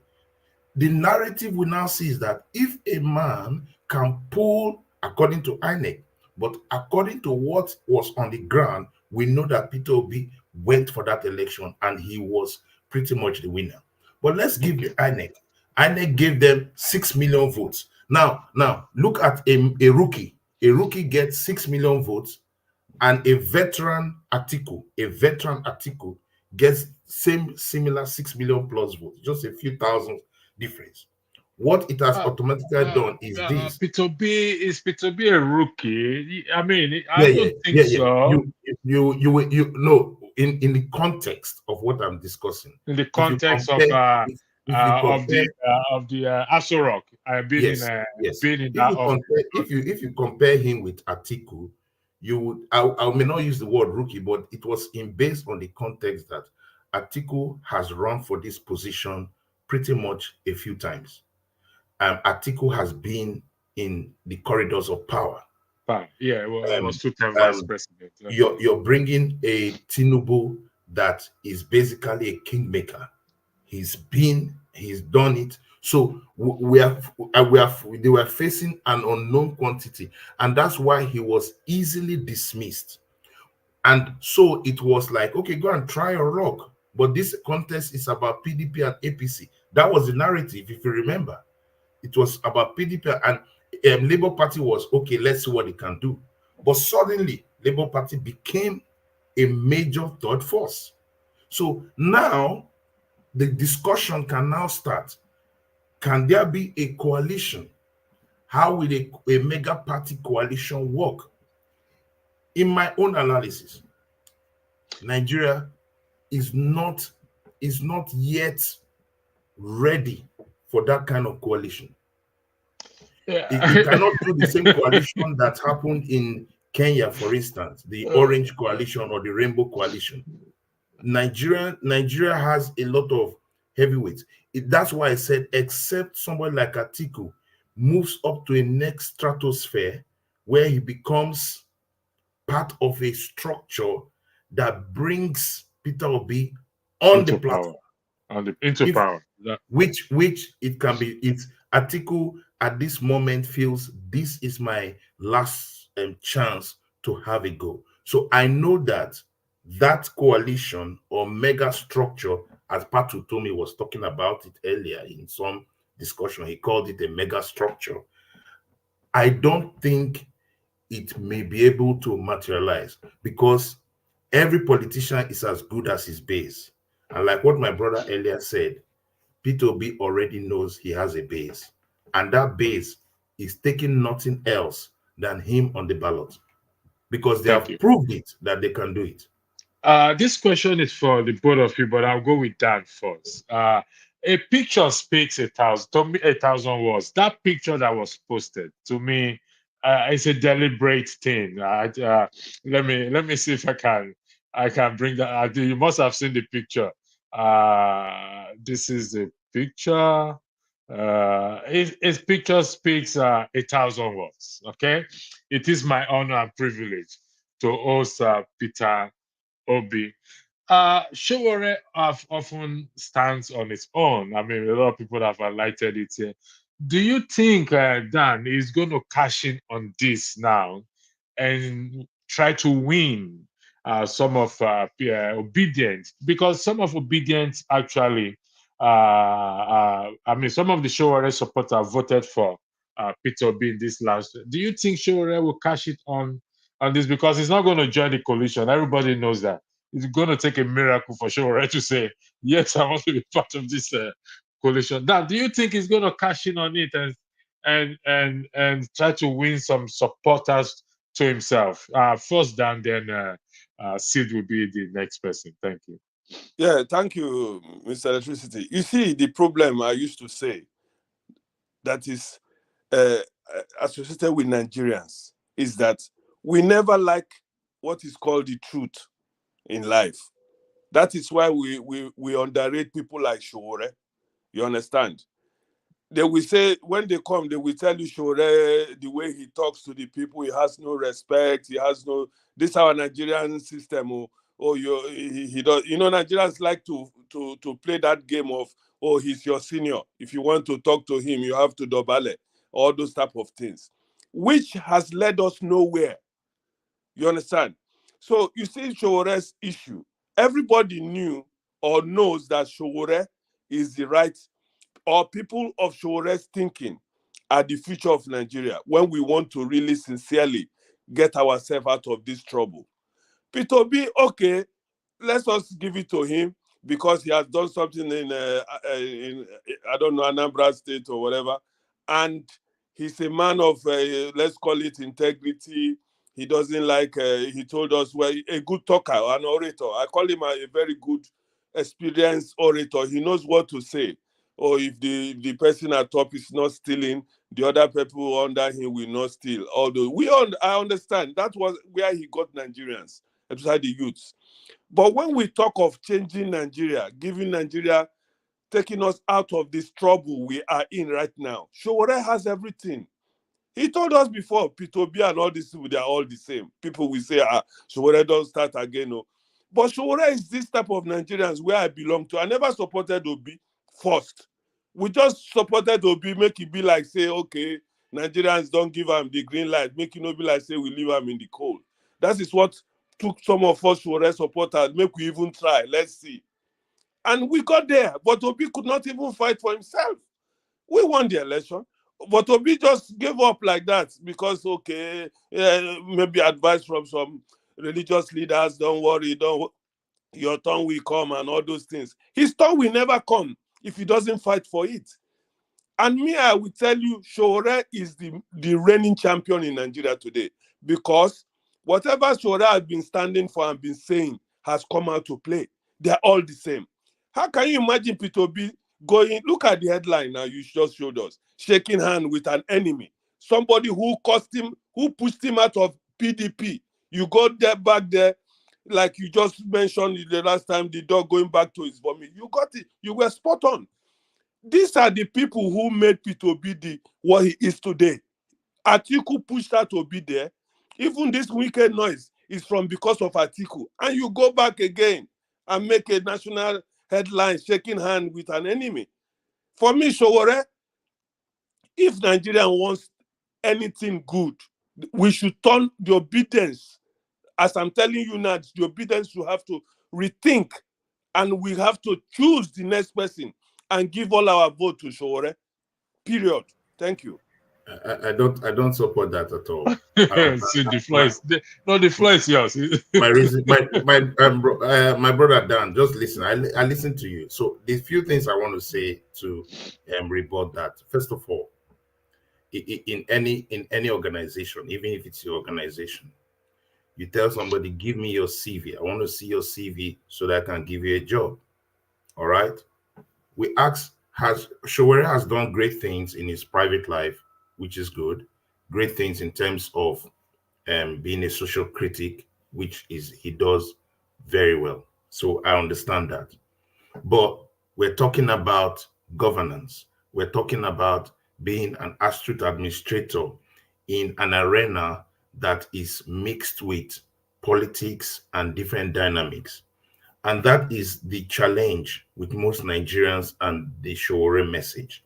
And I always ask all Showore supporters, if you drill deep down and you confirmed it, most of them voted Peter Obi. Why?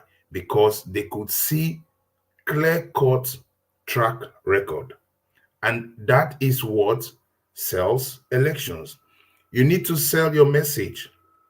So my advice is Showore needs to think again and say, okay, how do I sell my message? How do I sell my message? Because everything in life is about perception. How do I sell my message to those obedience so that that whole momentum can shift to me? That's one of the things he needs to think about. So I don't think there's always an issue. And then this issue of, okay, you always will attack and obey. The truth is this: politics is about engagement. Politics and leadership is about engagement. Even your enemy, you draw them closer. You cannot be on an island and isolated and expect that a very multicultural, multi-religious, multinational nation like Nigeria will tilt. Nigeria is very centric in thinking.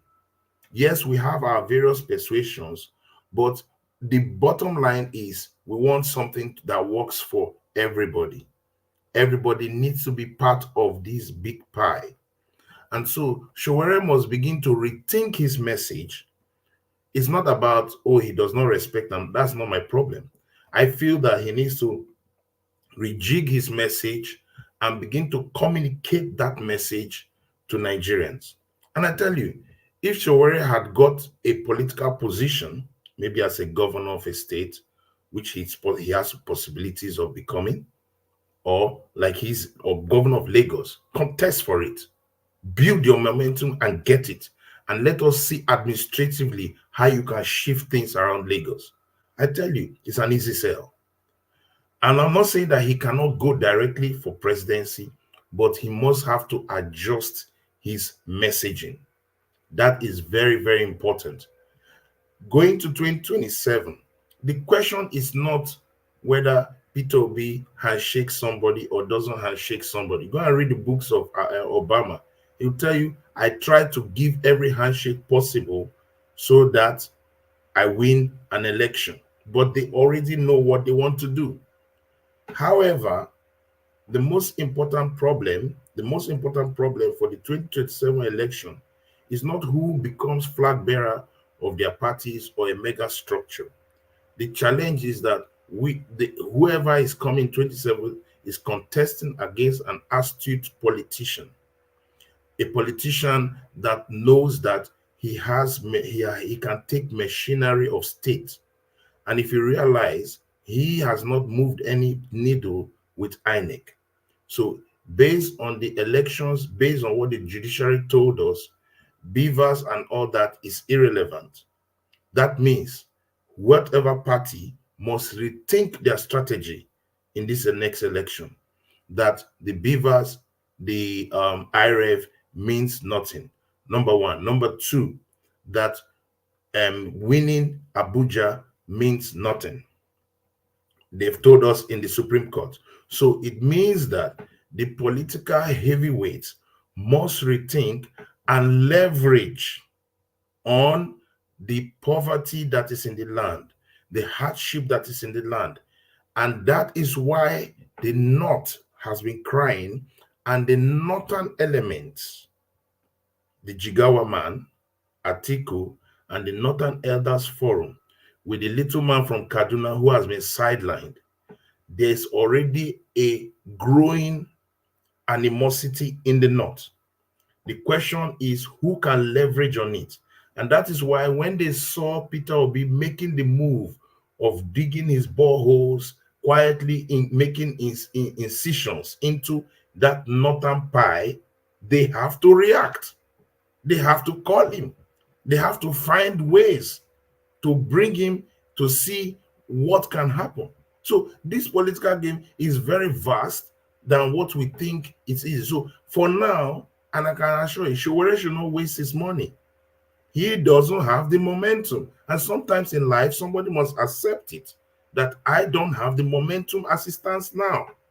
Please, let me just interject, please. Okay, go ahead. The floor is open. John, thanks for stop driving. So thank you very much. Go ahead, yeah, John. My brother is making a point, which is the trouble of Nigeria.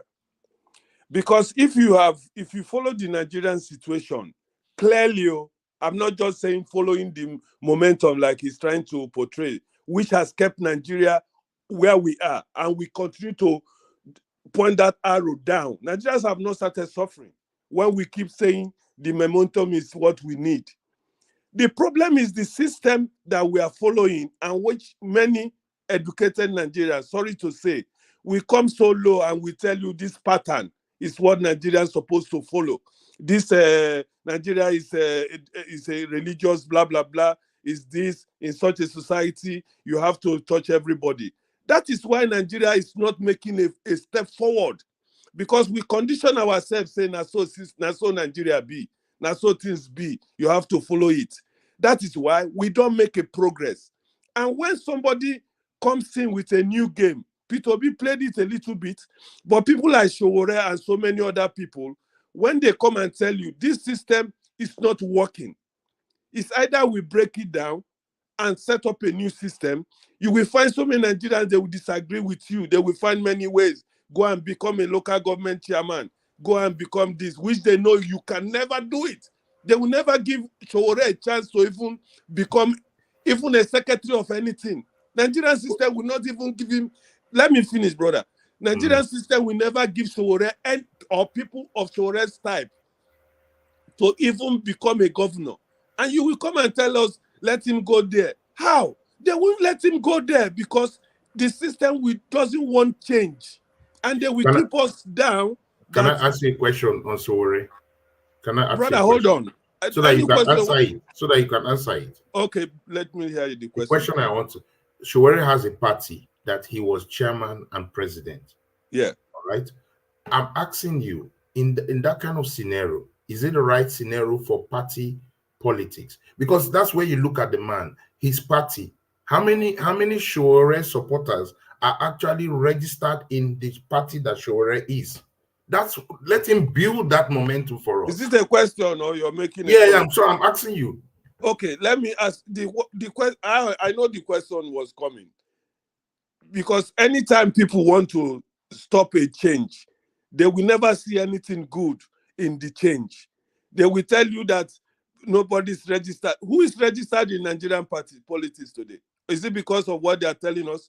The only people registered in PDP, APC are the leaders of that party, the caucus, the people who run everything. No common man is respected. We just follow them. When they give you your own 5,000 or 3,000, say baba and all these type of things. But Showore, when we are talking about people like Showore, Alhaji Danti, let me include him. These are people who have come and said that this system is not working. Don't forget, Alhaji Danti told us that if he had the opportunity to be on P2B's step, he will take a different action. I hope you heard that when he said it. The last thing he told Nigerians. But he don't want to be like he's betraying his principle. He backed out. These are people who have this what we are telling you, that if you keep saying that this guy don't have momentum, or now make we leave him like that, he go change. Nigeria is a divided country. We need somebody to hold us together. My brother, Nigerians are ready. I can promise you that we come in 2027, we will still have this type of people stay in that power. They won't come, they won't do anything for us. Nigerians will keep trying. Dan, let me ask you this. Let me ask you. You just said what Sid is saying is let's go by what you always talk about, revolution. Let's say, for argument's sake, that is what Showore wants to go by. It still has to build momentum. Don't you think so? Excuse me, Showore has built enough momentum. There are a lot of people. Think so? The people who don't like Showore are the people who think that Showore is a small boy.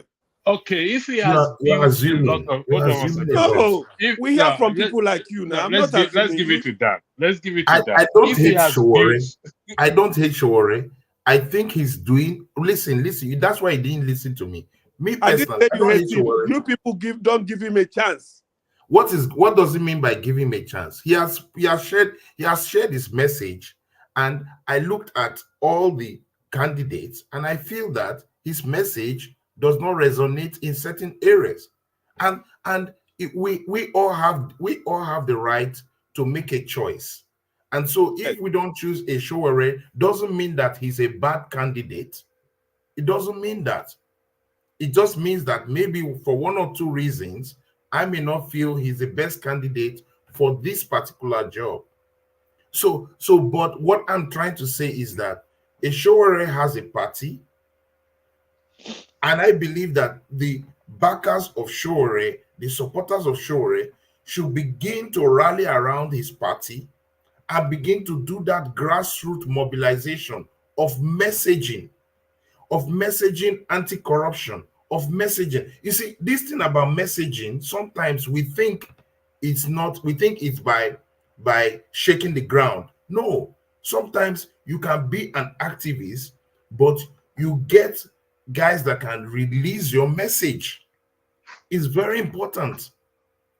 And it's not because people are illiterate or not illiterate. No, messaging must cut across every cadre of society. 2019, excuse me, because I want to just give you a good argument here.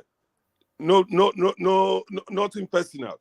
It's okay. 2019, Showore went around almost the whole 36 states. I don't know whether you followed him. Yes, because when people say that Showore is not getting to the grassroots, I just keep wondering, how do you mean? What okay. I'm saying, I didn't say he's not getting to the grassroots. I'm saying it's just like when people criticized Peter Obi and said his message is not getting to the north through the transistor radios. You know, when Atiku said that, the man had to rethink his strategy for the north. It's not that Peter Obi went around the north. He went around Nigeria almost how many times? But messaging is a different business. You can go around, but your message needs to trickle in. And that's what I'm saying. What again do you want Showore to say? Not him. You see, that's the problem. It doesn't have to be Showore. It was not working alone, brother. Showore had many people who were going around in their own. These many people is what, that's why I'm saying, at the end of the day, Showore's message, for most of us, we have heard it. And then we juxtapose it with other people's messages. And you think that somebody who has a better message than Showore in this condition of Nigeria today? Yeah, I feel Peter Obi's message has an edge. Okay, where is Peter Obi today? He's ahead of Showore. Okay. He's currently ahead of Showore. And where is he? What impact is he making? He's making more impact. He's actually making more impact than Showore. And it's very clear. I wish him well. Yeah. So Rudolph has promised to bring gentlemen. For me, I'm saying, if you are a Showore backer, I wish him well. I'm not only Showore's backer. I believe that Showore's idea is the only thing that will liberate Nigeria. That's all. I don't think so. You can't say gentlemen, Rudolph has promised to bring. It's not the only thing. See, hold on 1 second. Rudolph has promised to bring Showore on this platform, and I think the day it will come, a lot of people will have questions for him. We love Showore. At the end of the day, we love him. He's a Nigerian. He has rights to contest. Before I ask the last question, gentlemen, let me allow CM to weigh into this brotherhood versus the obedience. I don't know if he was listening to the guest that we had earlier. Then I'm going to ask, because there's a key thing we've highlighted it, but we need to beat on it, which is INEC. And the ruling party has control of INEC, whether we like it or not. And for the fact that they have control of INEC, you know what happened? So it has to be addressed. Here, the floor is yours. Thank you, Electricity, and the rest of the people on the panel. Before I even say anything, who are the brotherhood? Because just for okay, I know I've heard of obedience. People that follow Peter Obi's philosophy. Let me highlight something for you. This is the brotherhood. Look at them shaking hands. Can you see here? Okay, you said this brother. This Peter Obi and the Atiku. Yeah. So when you say Peter Obi and the Atiku brotherhood, then Peter Obi is part of Obedient now. Obedient, are they not the followers of Obi's ideology? No, this picture is recent. Okay, yes. I think it was this week or last week. Remember, they could not work together in 2023. Peter Obi left PDP and went to a Labour Party. Now they want to form as allegedly. Let's put allegedly there, because none of them are really come out. The speaker that came on board didn't say this is what they said, this is what they did not say. So we have to put out the truth there. But picture, they say, speaks 1,000 words. You will know that yourself. CM, you've read a lot of books. They couldn't work together in 2023. No, the thing is, I'm seeing something like, if you ask me, let me approach it this way. I'm seeing something like a regret. This is my own opinion. What do you But mean? Regret from who? who is regretting? Atiku. Exactly. Please. Atiku, and How? I'll explain it because I know people Please will. do. I want people to counter me. Or else they're going to bite your head off. You see, one. This, when I read this, you see, when I read this book about Jonathan, in it, on page, one of the pages, if I have it very well, I think on page 15, he made a quotation verbatim of what Alhaji Ali Keita of PDP said, that they will make the government of Jonathan ungovernable if he wins in 2015. For what reason? That the power should go to the north based on zoning. It's here, page 15, that the power should go to the north.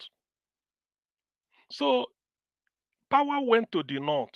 That was why the likes of Atiku that were in PDP, the likes of Muazu Babangida Aliyu, Busola Saraki, they were in PDP. They left as new PDP to go and make sure that power returned to the north with Buhari. That being this is the role Atiku played. Anti-party left his party and was campaigning for APC to make sure that the thing gets there. So when it came to 2023, after 8 years, based on zoning with PDP, it should come to the south. Why then did Atiku contest? Do you see it? That is the regret. Ordinarily, there was this thing going round because I investigated it. That, Atiku, it was Wike that made P2B to leave PDP because Wike want to contest. Yes, Wike want to contest, but that is not the reason. And then to placate Atiku, they said, Atiku said, if this thing should go to Southeast, I won't contest. That is the lie from the pit of hell. Atiku never made that statement. A journalist went to interview Atiku one-on-one. Are you willing? Atiku said no. That he will contest. They're throwing it open.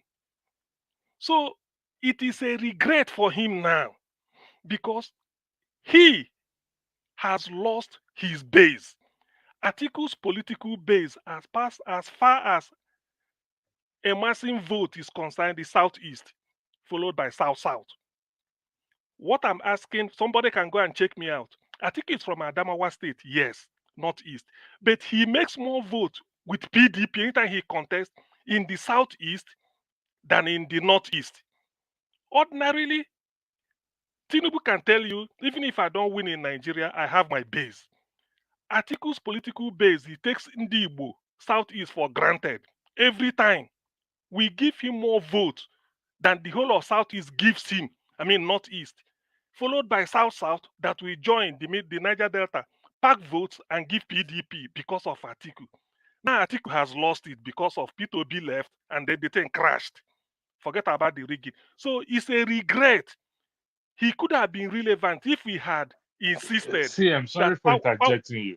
You said regret. Sorry for interjecting.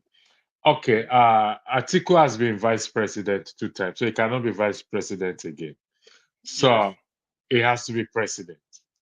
If it's regrets, yes, and we're just having an imaginary whatever. Let's say this is what they discuss. Let's say I apologize to Obi. Oh, I am sorry. I should have allowed you. I shouldn't have allowed you to go. I should have allow you to be the vice presidential candidate for PDP. How will it play out? Obi cannot accept that. Obi cannot accept that. Sorry, president of PDP, not vice president. Okay, yes. President of PDP. Apologies for that. Yes. President of PDP. Yeah. So how will it play now with these regrets? Will he now throw all his support to P2B and his supporter to Labour Party? Or is it the case that P2B will relocate his address back to PDP? Well, to me, the way it should support, the way it should be is, as a person, I wouldn't advise P2B to leave Labour Party.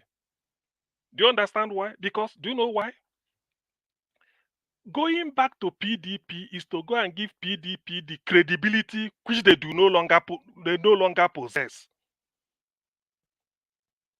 I'm telling you, P2B left. Then where is PDP today? Wike versus Atiku. It's crashed. That's why I told you that anytime Atiku is contesting, go and check the record. Atiku only has a zone in the bag, which is not his zone. His zone is northeast. But whenever he's contesting, he only hopes that at least southeast is there for me to take. Since 1999, PDP has been doing this. So now that P2B, that's why people are saying the zone that has been sustaining PDP since 1999, when it is now, you give them opportunity for them to field a presidential candidate, you deprive them. That's why people are now laughing at Ndibo. Say, you see it? You've been voting. Vote APC, we say no, we remain in PDP. So when it is now, okay, the PDP now, the South House has heard it.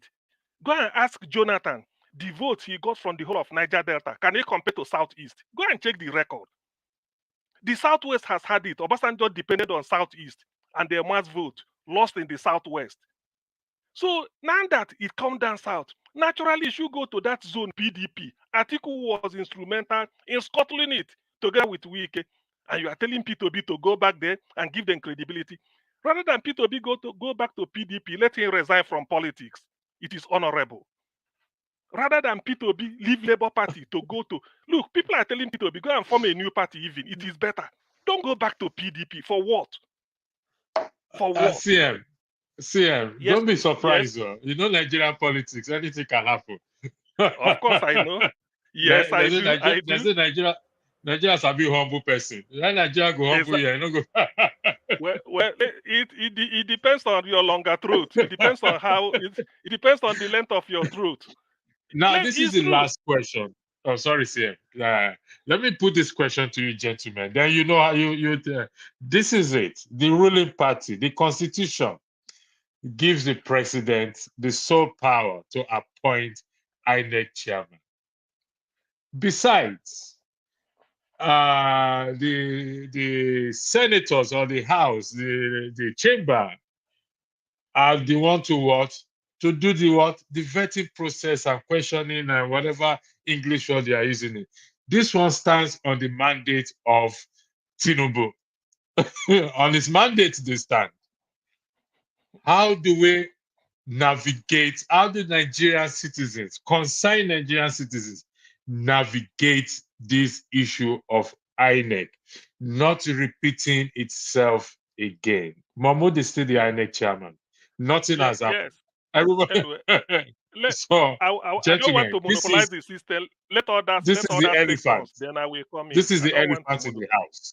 So let's deal with it now. Because whether P2B and Atiku comes together or show this and that, INEC is still the determining factor at the end of the day. Yes, I'll just go because I need to run. All right. Okay. I think there's no gainsaying that at the end of the day, the man that is controlling the pause, he will control whoever is going to be there. Currently now, there's no issue with him and Yakubu. So if he wants to make a change for a change's sake, he has to put a man that understands that system and knows that man will play to his tune. So like I said earlier, we are working from the Supreme Court. We have to work with the Supreme Court judgment.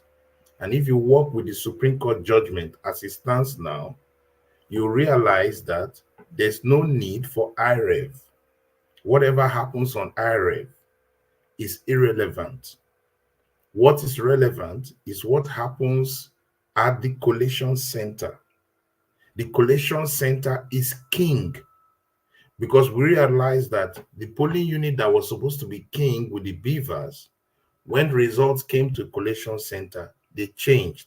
And it was at those collation centers that the magic happened, which was supposed to be neutralized based on what they told us. So we can't trust INEC, but we trust that Tinubu will put his man, or will cause his man to be sustained there. So for Nigerians, there must be a push on the constitution or on the electoral reform to really spell out, especially in the areas of usage of electronic voting system. It needs to be very clear in the Electoral Act, not in the because after the Electoral Act, INEC creates what is called the they bring out the procedures. No, we don't want it in the procedures. It needs to be in the Electoral Act, clearly saying that beavers and IREV is where results will be determined. Since those things are not in the Electoral Act and it's a discretion of INEC, so that discretion is where they used as a loophole to tell us that there was a glitch.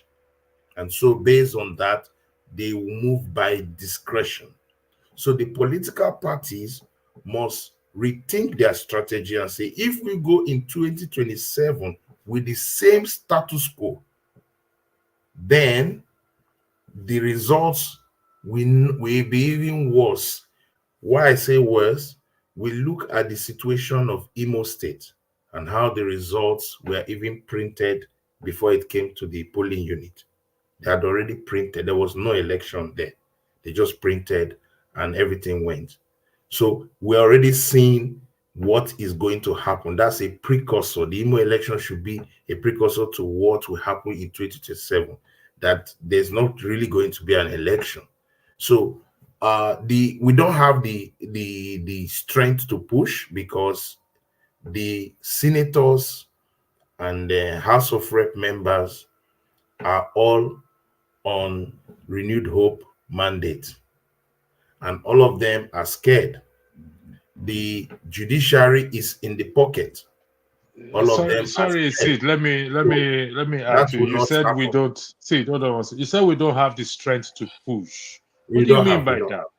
We What don't do you have. mean? Could you clarify that, please? What I mean is that Nigerians don't have the strength for advocacy on the House of Assembly, because Okay, that let me. the I'm going to change still the stop change you of there. Hold the on one change second. of that Hold on one second. electoral law will Hold on demand one second, Sid. intense Sid, advocacy, and you need to start it Sid, now, and we have not started it at all. Sid.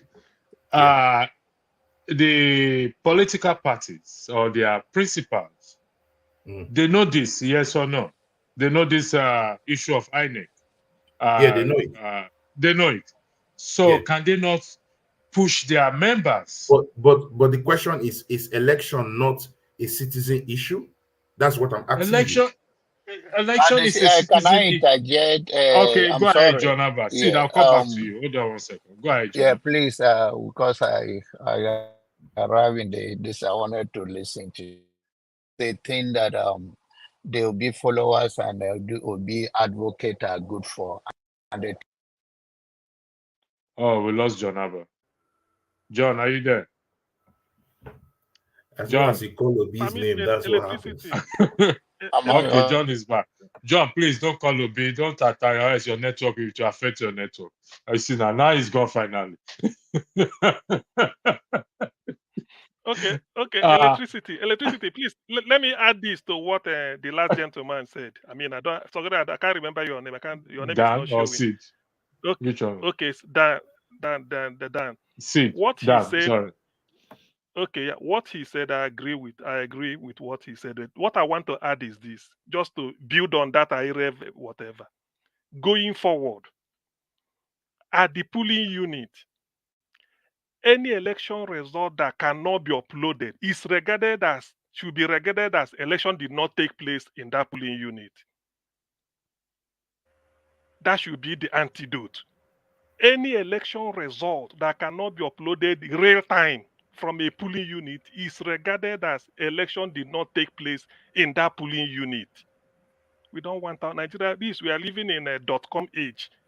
We should be able to upload every result. That is why INEC was declared Tinubu president without having the whole election result from all the polling units in Nigeria before it. Yet, how can you give somebody electricity? How can you give somebody first class honors in the university distinction that he comes tops when all the marking answer scripts of his exam you've not marked them?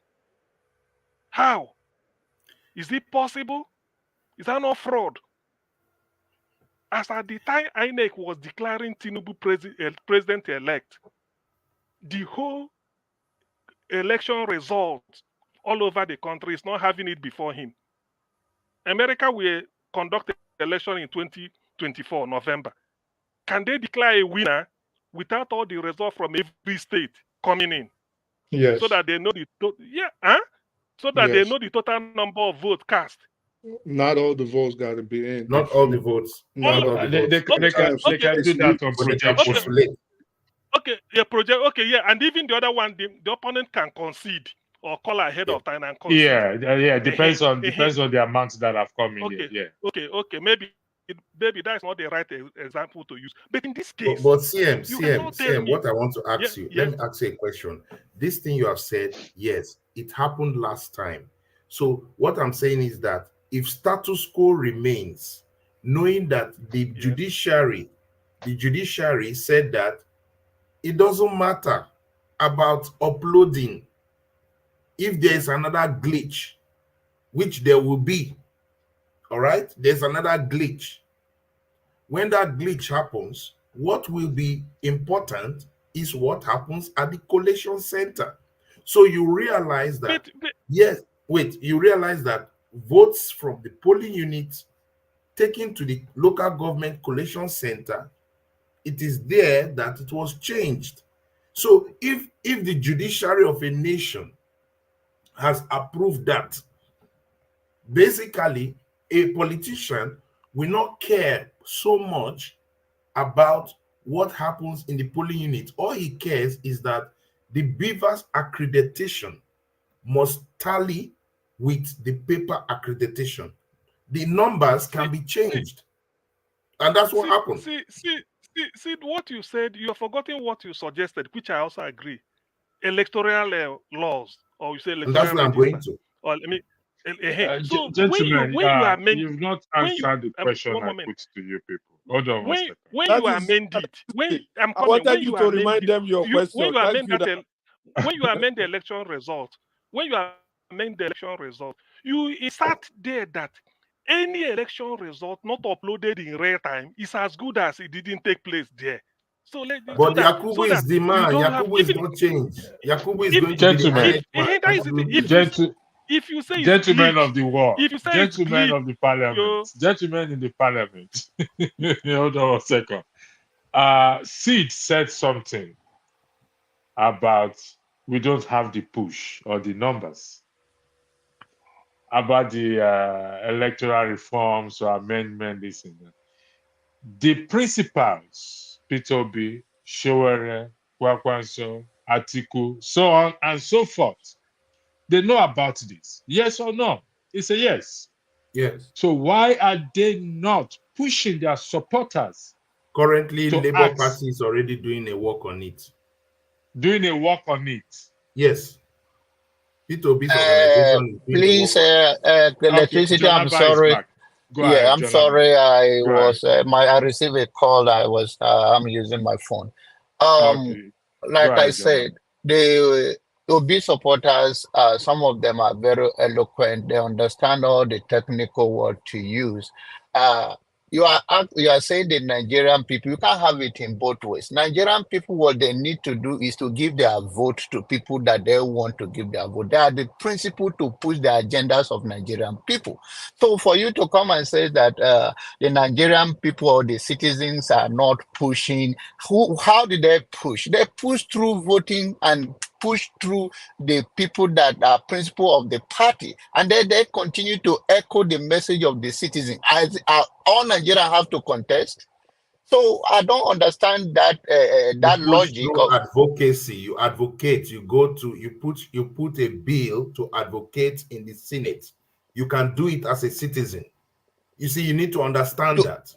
Yes, but who is the principle that we push the agendas of the people? You don't need a principle to do it, and that's what I'm saying. You as a citizen can move to your senatorial, your senator in your senatorial district and push it.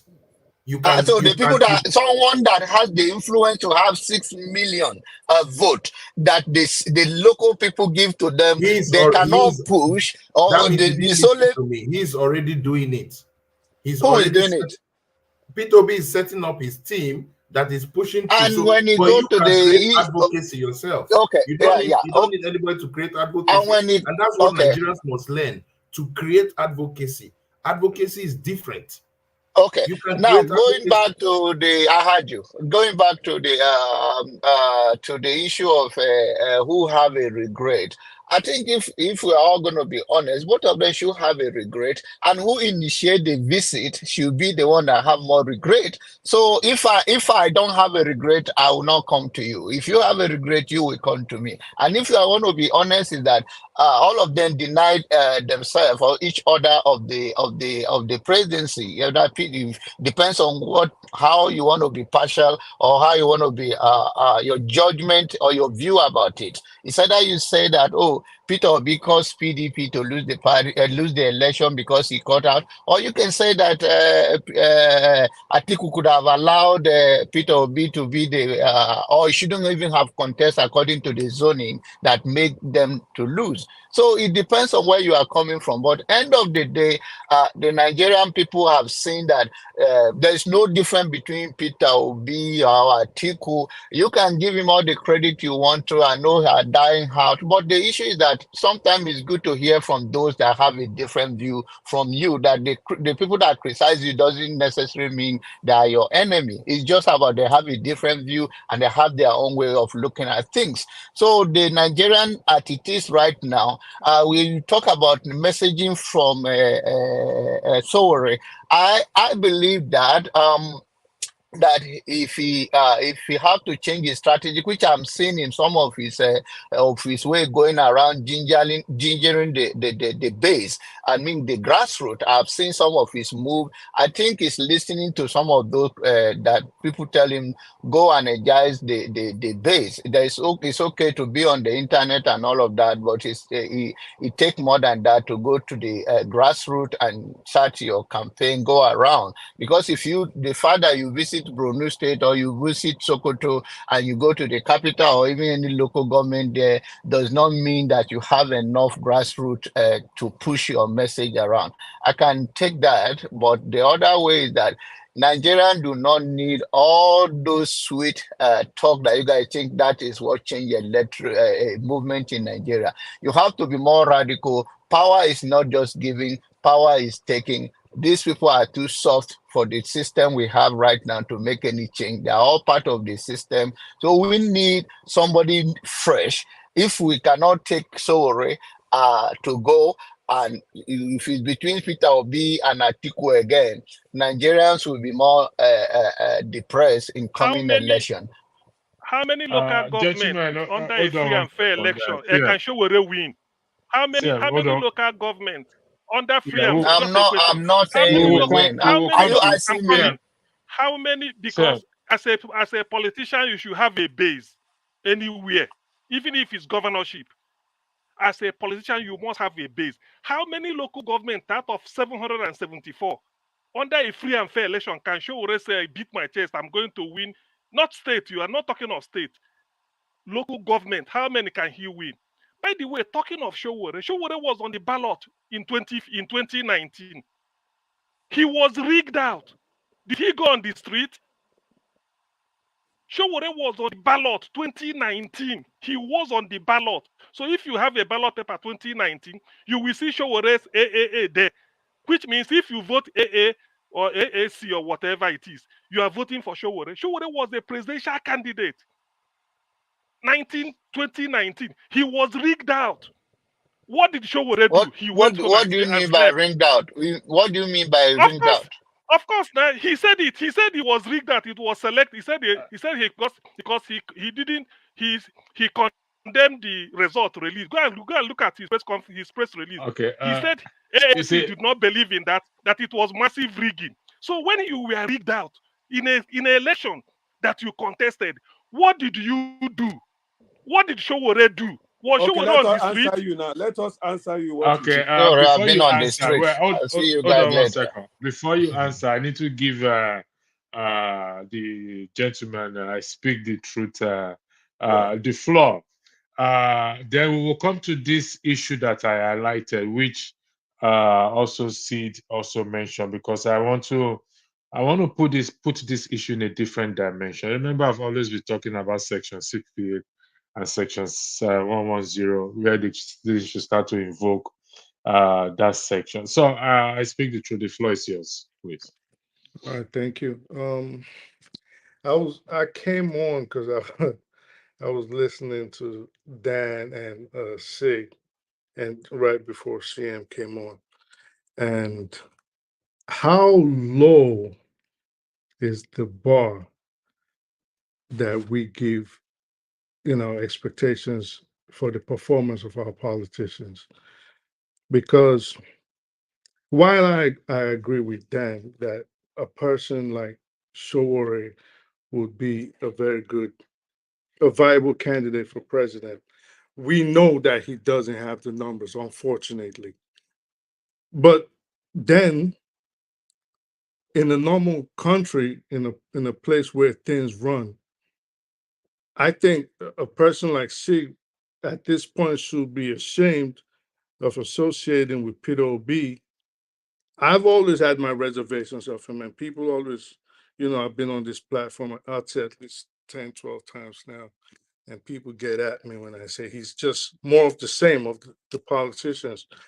When you go so low that you are associating with one of the most notorious Nigerians in recent history, I think that speaks volumes of the kind of person you are. And I'm talking about Peter Obi, not you, Sid. Atiku, I would say, if you look at the annals of Nigerian history, in terms of government officials that have been accused of corruption, there's only 3 people that beat them. Those 3 people that I would say, if there was a corruption Olympics in Nigeria, the only reason he would not win a medal would be because Ibrahim Babangida, Abacha, and maybe Felix Okoti-Ebo won the medals ahead of him. Okay, so for Atiku, a notorious man that could not even come to the United States without diplomatic immunity from when Saraki was Senate president, because his actions actually led to a U.S. senator, U.S. rep, William Jefferson, I think that was his name, William Jefferson, spending 13 years in prison on account of him getting bribed by Atiku. So for Peter Obi, that you guys always come on here and you've been doing all day trying to tell us he's Mr. Integrity and he's this clean politician and he's this good guy that everybody else should fall behind, to be smiling, cheesing. I guarantee you, if there was a video instead of a picture, he probably jumped in Atiku's laps if he had the chance. That was how happy he was to be associated with such a man. So you can't come on here now and try to sell this man to us and tell us how clean he is, how he has this integrity, how he was such a good guy when he was governing Anambra. Just tell me one thing this man did. Guess what? It's like asking a Christian to explain the Trinity. They get mad. They start arguing with you. They start at homonyms. There's nobody getting mad, my brother. No, I'm not saying you. Of course, I'm not talking about you. I'm just asking the OP. Showore has associations. Hold on, sir. Sowore has associations, deep associations with Tinubu. Well, we don't know You know, that. We haven't seen them taking pictures CM, together CM, and you are hugging each muted. other and teasing. we should investigate his associations with Tinubu during the Nadeko years. So he Well, sir. If you talk about, you're talking, that's like saying Mandela had associations with Gaddafi. Now that means Mandela is a terrorist.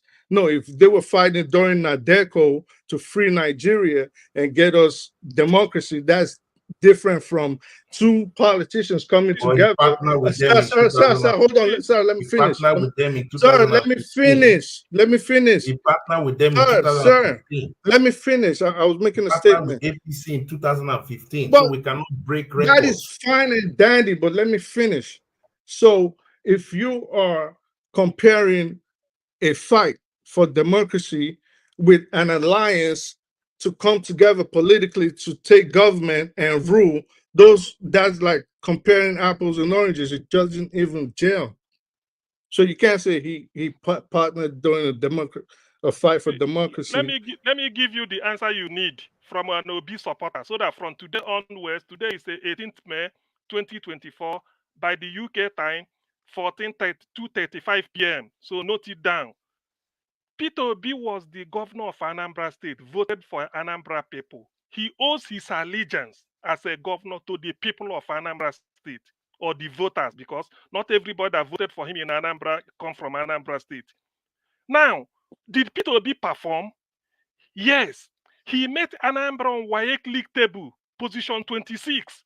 He moved Anambra to position 1, 3 consecutive years. Education is important to Anambra people, and we gave him 1,000,000% for that. On that alone, we are happy. On that alone, let me Anambra ask you. people, it's okay for. No, listen. It's okay for us. I want you to do interrupted this. me, so See, you interrupted me. It's okay. It's okay. This is okay. Peter Obi was not president But that's of Nigeria. fine for you. And remember how I CM, how I the only started people that off. can judge Peter Obi. Hey, listen, I will give you time. The only people that can judge Peter Obi as governor are the people in that state that voted for him. These are the people he owes allegiance. It does not matter if somebody who is not from Anambra State or who did not vote for him, who is living in Borno, will be judging Peter Obi in Anambra State. Go and ask the people of Anambra State. You voted for this man. He took you from position 26 on White League table to position 1. Are you happy? Okay, that's fine. That's fine. Hold on, Dan. Let me tell you why I say that's all nonsense and it's hypocritical. I'll tell you that everything you said, without due respect, is rubbish. Okay, so I'll tell you what. If you go back, everything is still there on social media. You know what all Peter Obi supporters started doing? Forgetting that people could screenshot them. They criticized this man during his tenure as governor. He's all over social media, but when they decided, like you, to support him and back him for whatever reason, they started going back, editing their statements, deleting them, after complaining to us that he was the worst governor that ruled Anambra. Yeah, you know, he might have been good to certain people. Well, let me finish. Let me finish. So he might be. You are talking a bigger rubbish, because Peter I am Obi talking was rubbish. So let me finish. The whole Nigeria, Nigerian senator voted Peter Obi the best governor from 1999 to 2019. Peter Obi hold the record. Anybody can give anybody can give anybody an award. So the nonsense we are speaking, you say you speak the truth. Change it or you speak falsehood. That's what you should write. I don't even know you wear this type of Taliban type of intimidation, Taliban type of so that's good. Like degrading and dehumanizing. Very degrading and dehumanizing. You should be in Gaza. You should go and help the people of Gaza. Since you want to profess your religion, that's go and cool. help the people of Gaza. You don't even know Peter Obi. Have you been to Anambra State? Can I finish? Why is it that you guys? You are talking a lot of rubbish. I thought you are. This is what I told you. See, this is what I told you. I said, when you say anything and you just mess up Peter Obi, they start getting mad. People like you, you can't even, you reason through your posterior.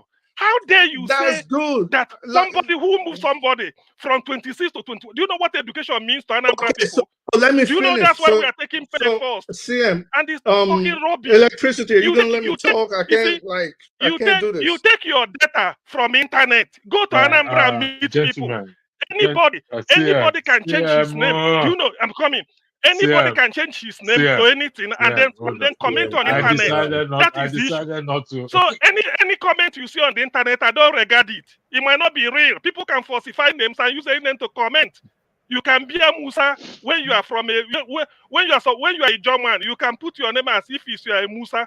So go to Anambra and interview people. Are you You are so shallow. let me? You are so shallow. Listen, How okay, educated are you?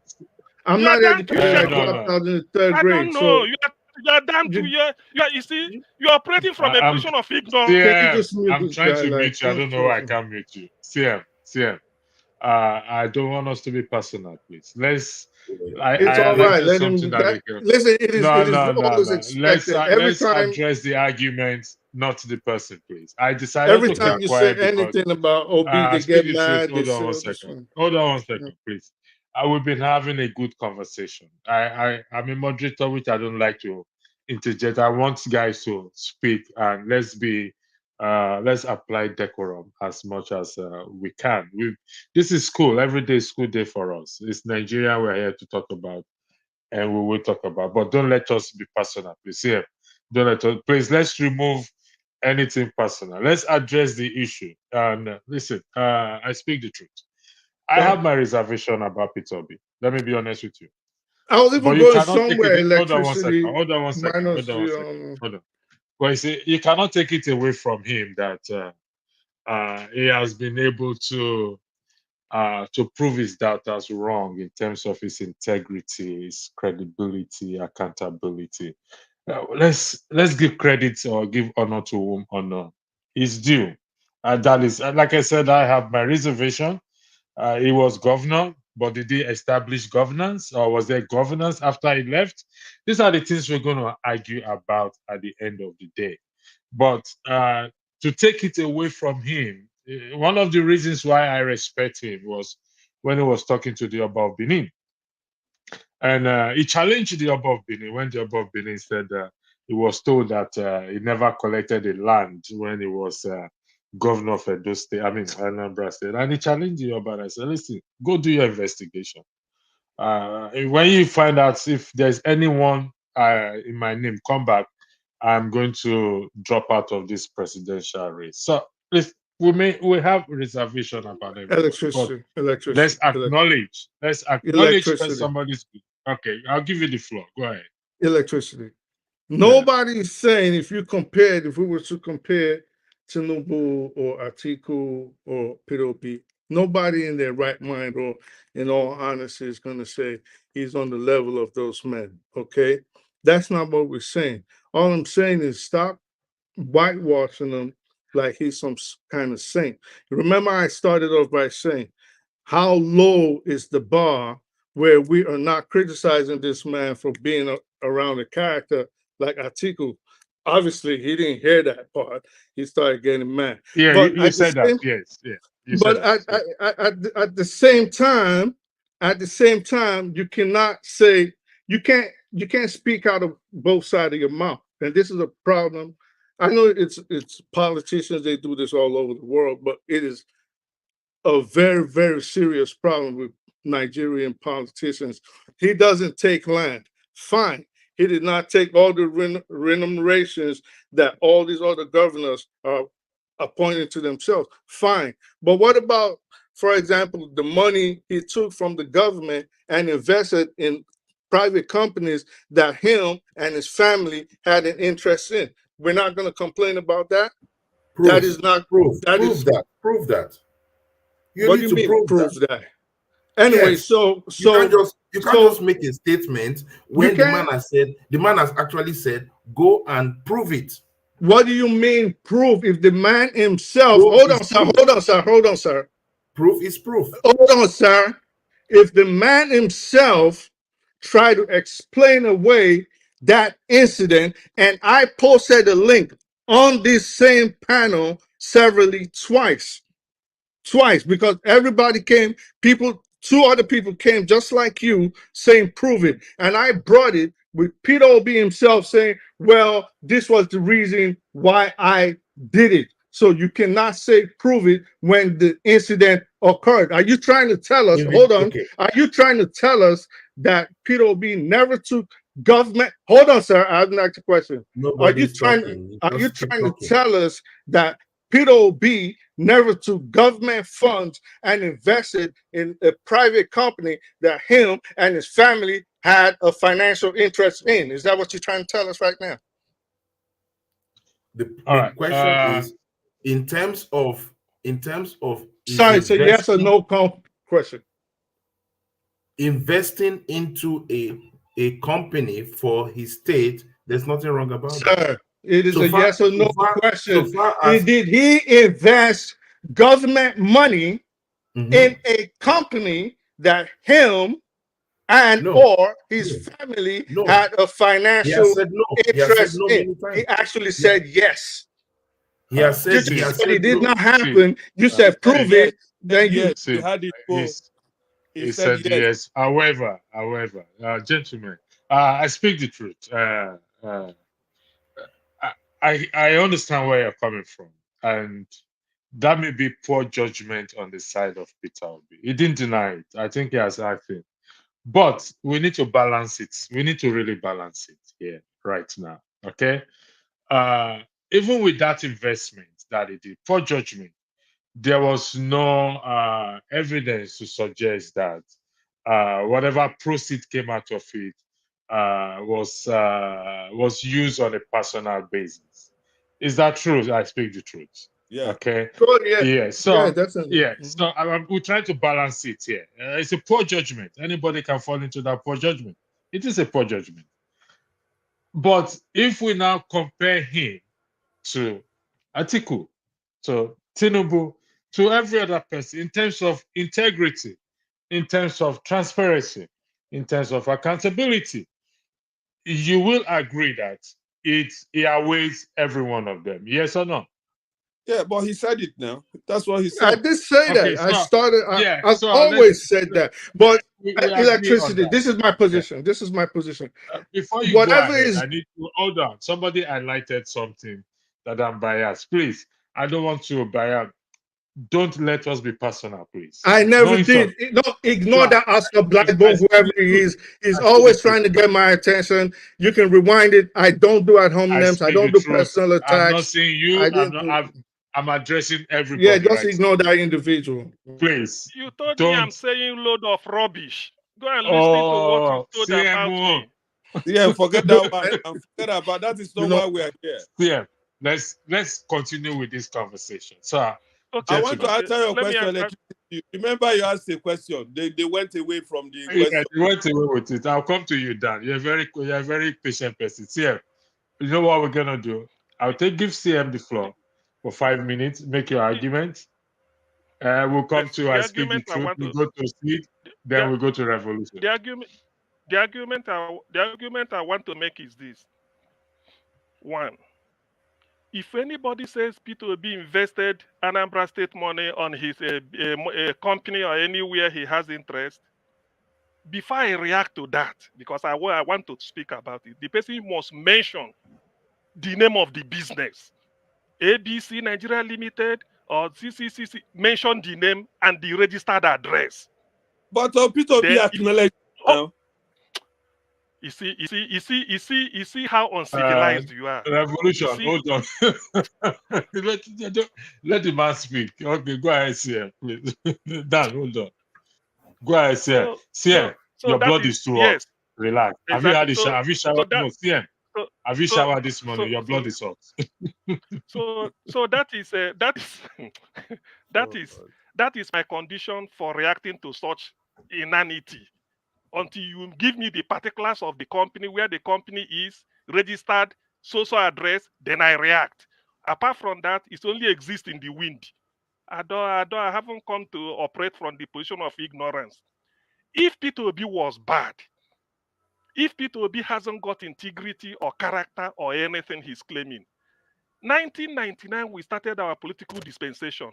Nigerian journalists, NUJ, spanning every part of Nigeria, voted Peter Obi the governor of the first 20 years of political dispensation in Nigeria in Oh, God. 2019. That's one. It's a fact. Number two, EFCC released 52 names of former governors that had case to clear with it. Peter Obi's name is missing there. EFCC is the only anti-graft only agency in Nigeria empowered to investigate cases of corruption. Empowered in the sense that they have the resources, they are trained. If you bring somebody for me to investigate, I don't have the skill. Andrew, you know this in the UK or in the Europe, they say you have to have the skill. I don't have the skill. EFCC do. So if you want to investigate corruption, you go to EFCC. Peter Obi's name was submitted by political opponents in Anambra. EFCC did everything, nothing. They said they found nothing on this man. So who is that imbecile that we go to one platform and be talking Peter Obi is not this, Peter Obi is like Atiku, Peter Obi is like this. Yeah, What use a more nonsense. matured word now. Don't use all these bad words. No. If I have a harder one, I will use that because it's But running it's not somebody's nice. There are character. people Let me listening. tell you why I use it. I will tell you why. In life, if you lose money, you lost nothing because you can recoup your money, or people can gather the money and give you back. If you lose your health, you've lost something because you could be using a wheelchair as a result of an accident. You've lost something out of your health, or you could be suffering from diabetes or cancer. Even when you are living, you've lost something. But if you lose character, you've lost everything. Character is the most important thing you have to preserve in life. That is you. So for you to use all your years of life to build a good character, and somebody will go to one without baseless, no evidence. These are the facts. As long as EFCC investigated you and did not even find anything on you, why are you still tagging the person? 52 lists were released. Peter Obi's name was missing there. And yet people are still telling me Peter Obi is claiming. Have you heard since 1960 a politician in Nigeria telling you, don't investigate, if you see anything, announce it, I will stop? Did anybody do it today?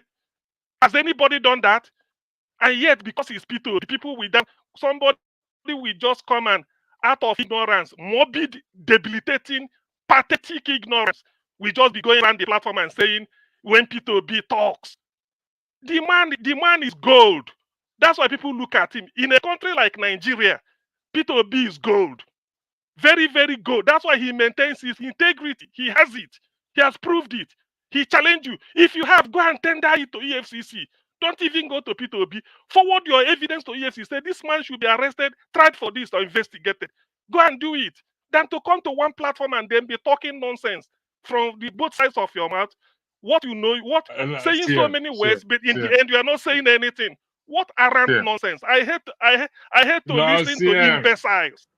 You know you can put your facts across without using derogatory words against anyone.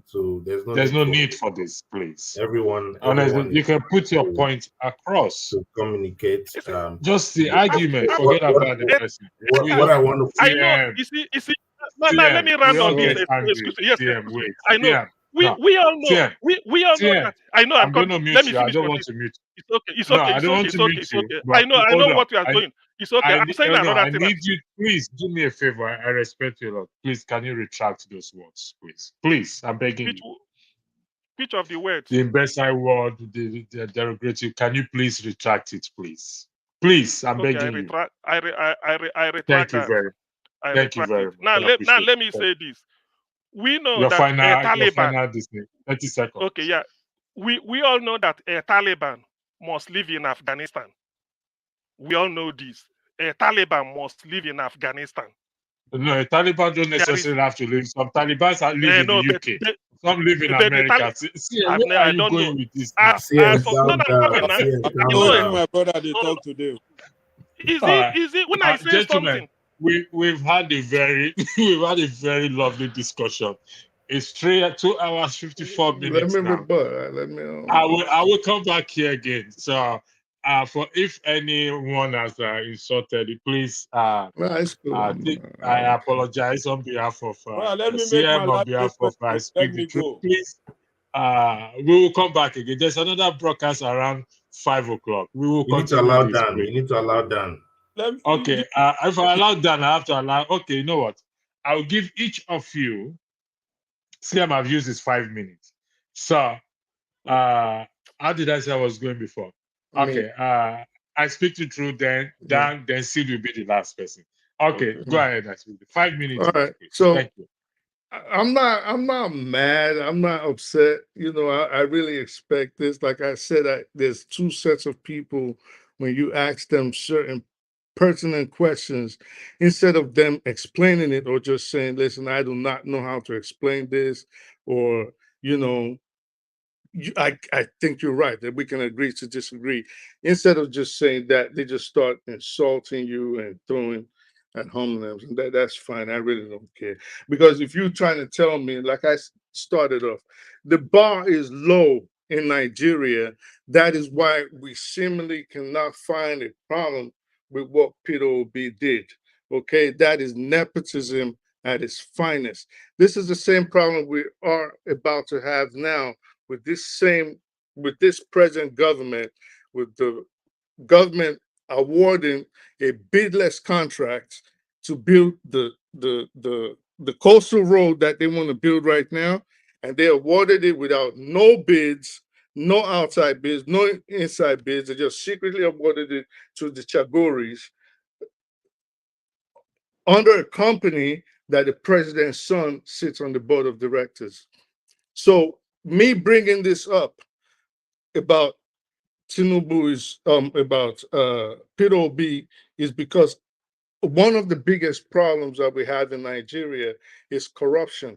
And corruption comes in different forms. You don't necessarily have to sit on at the head of a ministry and write checks to yourself. You can actually have your underlings, you can have your buddies, you can have your allies, and you can throw contracts at them, and they just fleece the government in that way.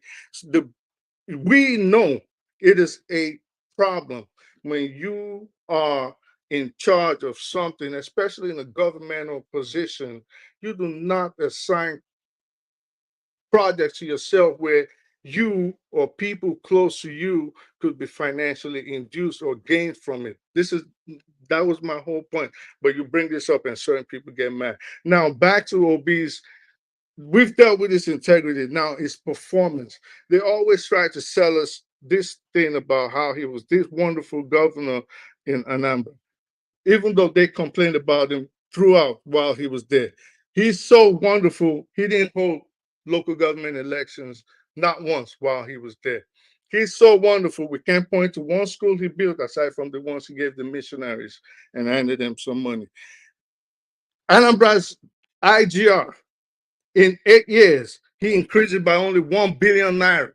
And this is the person you guys think that we should hand over the helm of affairs of Nigeria to, and you think there's anything new he's going to do to revamp the economy. I just don't see it. Is he good for some people? Fine. I speak the truth. Sorry, let me Yes, sir. ask you a question. Mm-hmm. Okay, if not Peter B, Mm-hmm. who else? Who is the person? Can you name one? We are being realistic here now. This is a country going underground. We're being realistic here now. So we have Shore, Kwakanso, Atiku, Peter Obi, what's this Prince name? This guy Prince, or we have Tinubu who may contest for 2027. We don't know. It's likely that Wike also will contest. We don't know. It's likely that Akmabi also will contest. We don't know. So who are you going to recommend to us now, please? Right now, personally, I don't see anybody. But if I was to choose, But we need somebody. We if I can't was live. to We choose, can't I live would in a choose vacuum. Shore. If I was to choose, I would choose Shore. You choose Shore. If Okay, I was to fair choose, enough. yes. So he Yeah. said he's going to choose Shore, not Peter. If I So was to we're choose, going I to would. respect that's your choice. We're going to respect your choice. Thank you for that. Dan, you have to hold on. Mazi Prince, please, I beg you. You are my own man.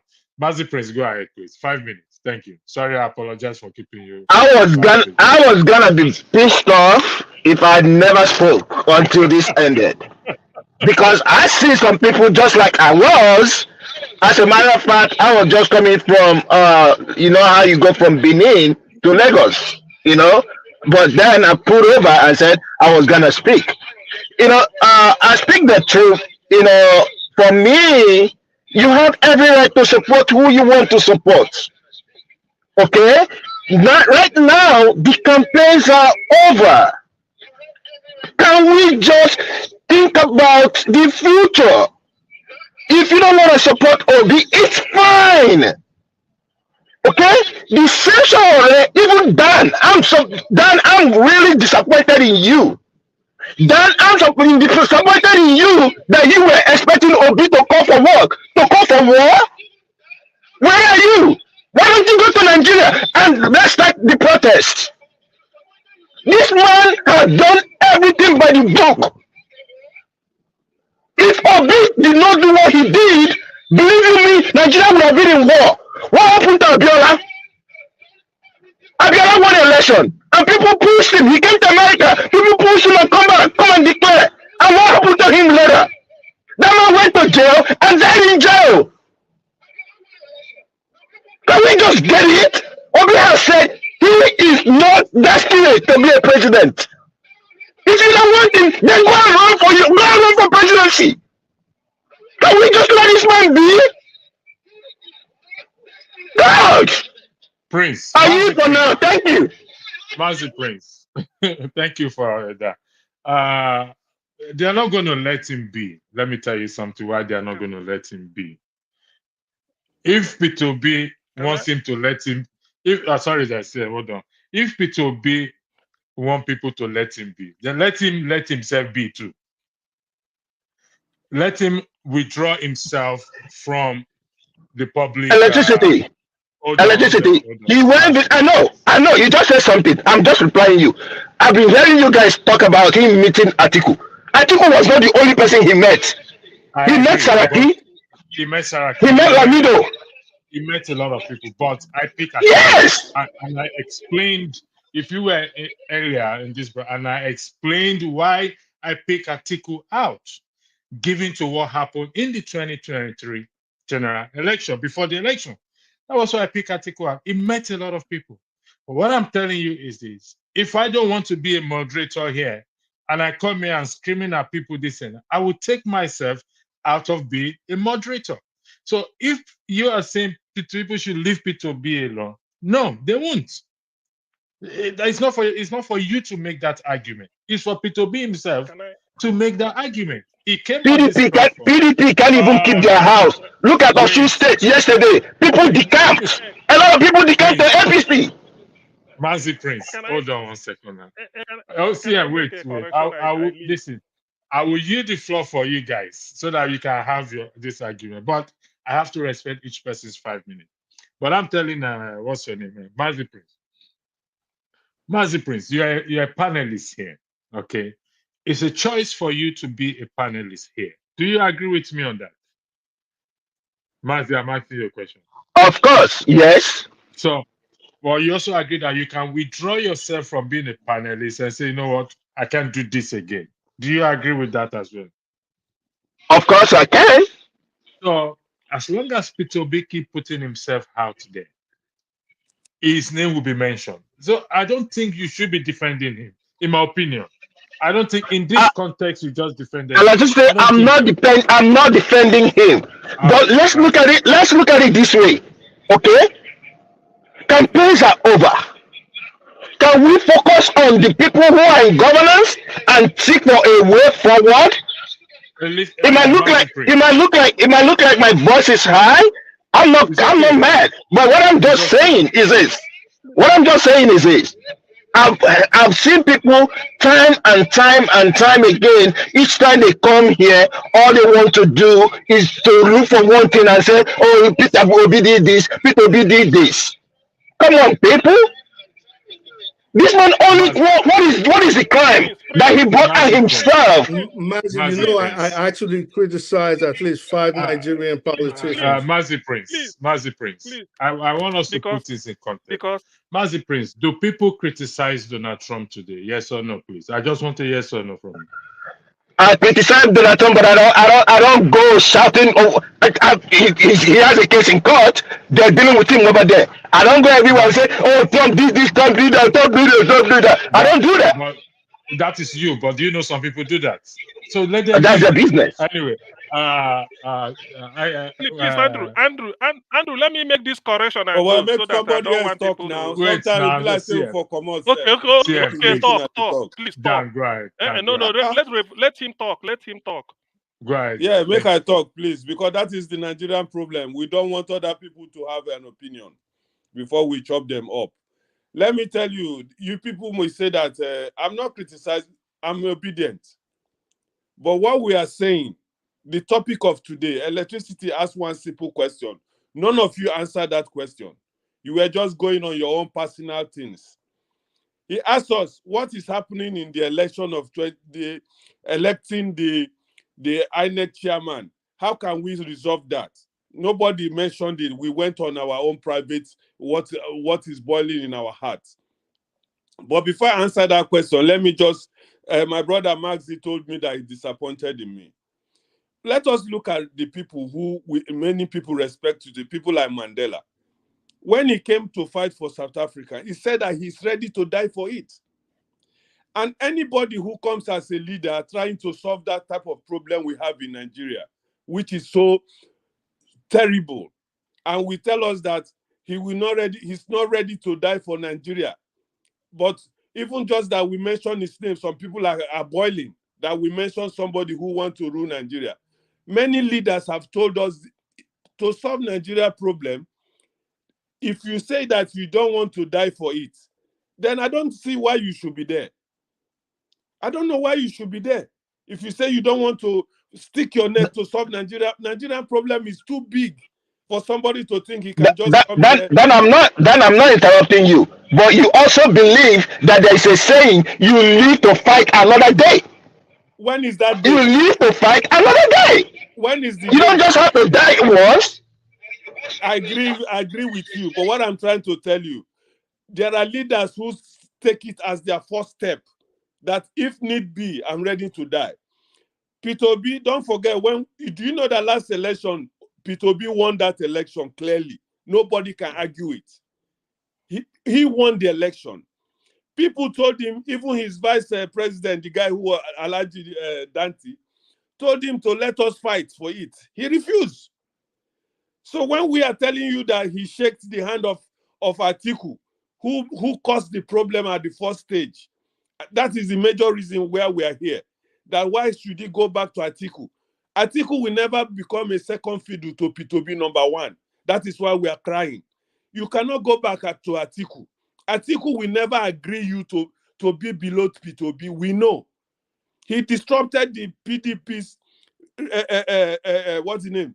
That division. Have you heard they talk it? Turn by turn system. And when he came to the eastern side, he refused to give the Igbos the chance. And that is why P2B left at the first place. So I want us to stay in this conversation of today before we start trying to fight on something that we cannot solve the problem right now. So for me, I want to end by saying that P2B should stand on his own, or let him give Shore the chance to move ahead. That's all. Thank you. Yeah, to me, Dan, I'm not, like I said, I'm disappointed. It's not that I'm mad at you, but at the same time, they're all talking. I don't even think that he's going under PDP. A new party is about to be formed. Bet you. Minutes. Dan, you came up, you accused us that the did floor not is answer yours. the Then question. I'll give CM. Hold on, let me ask this. Sid, before you speak, does anyone because after Sid, does anyone say? I know you said you want a few minutes. Does anyone also need a few minutes? Let me know, because after Sid, CM. Yeah, I know I definitely will have to go after CM. Let me just say this and go. No. Let Sid finish. No, CM. let me say my thing. Wait. You give them a Let's few see. minutes. Let's see. Let's So, go around. Let's first be of all, fair. Dan, I want to correct you. The question was asked about INEC thing, and I mentioned it. I said that Tinubu will keep the status quo of Yakubu, and he will only change it if he gets somebody that will play the same ball with him. And that is why I said we need to push for advocacy. But I don't think that the Nigerians can push for advocacy to Asine to exactly change the electoral laws, because that is where we need to start talking about. Yeah, So but brother, you did not answer that question. That was not an answer. Dan, let him that finish. question Please. was very clear. There's nothing going to happen. It will be status quo, and that will lead us to either push for a change in the electoral laws. Now, I want to bring something. Among all the politicians that ran elections, Peter Obi was the only person that was able to tell us dollar for dollar, money for money, what he spent in his campaign. We have not seen that from Showore. We have not seen that from any other. Sid, Wait, hold wait, on 1 second. There is an auditing going on in respect okay. to the labor. So he hasn't said No, it was no, here and they asked him about no. that. There's You still would auditing going on. divulge. You will have to. The funding that came into the Labour Party is different from the funding that came into Peter Obi Dati organization. And those are two different. Those are two different organizations. So I'm not talking about the Labour Party as a party. I'm talking about his own organization that he had control of.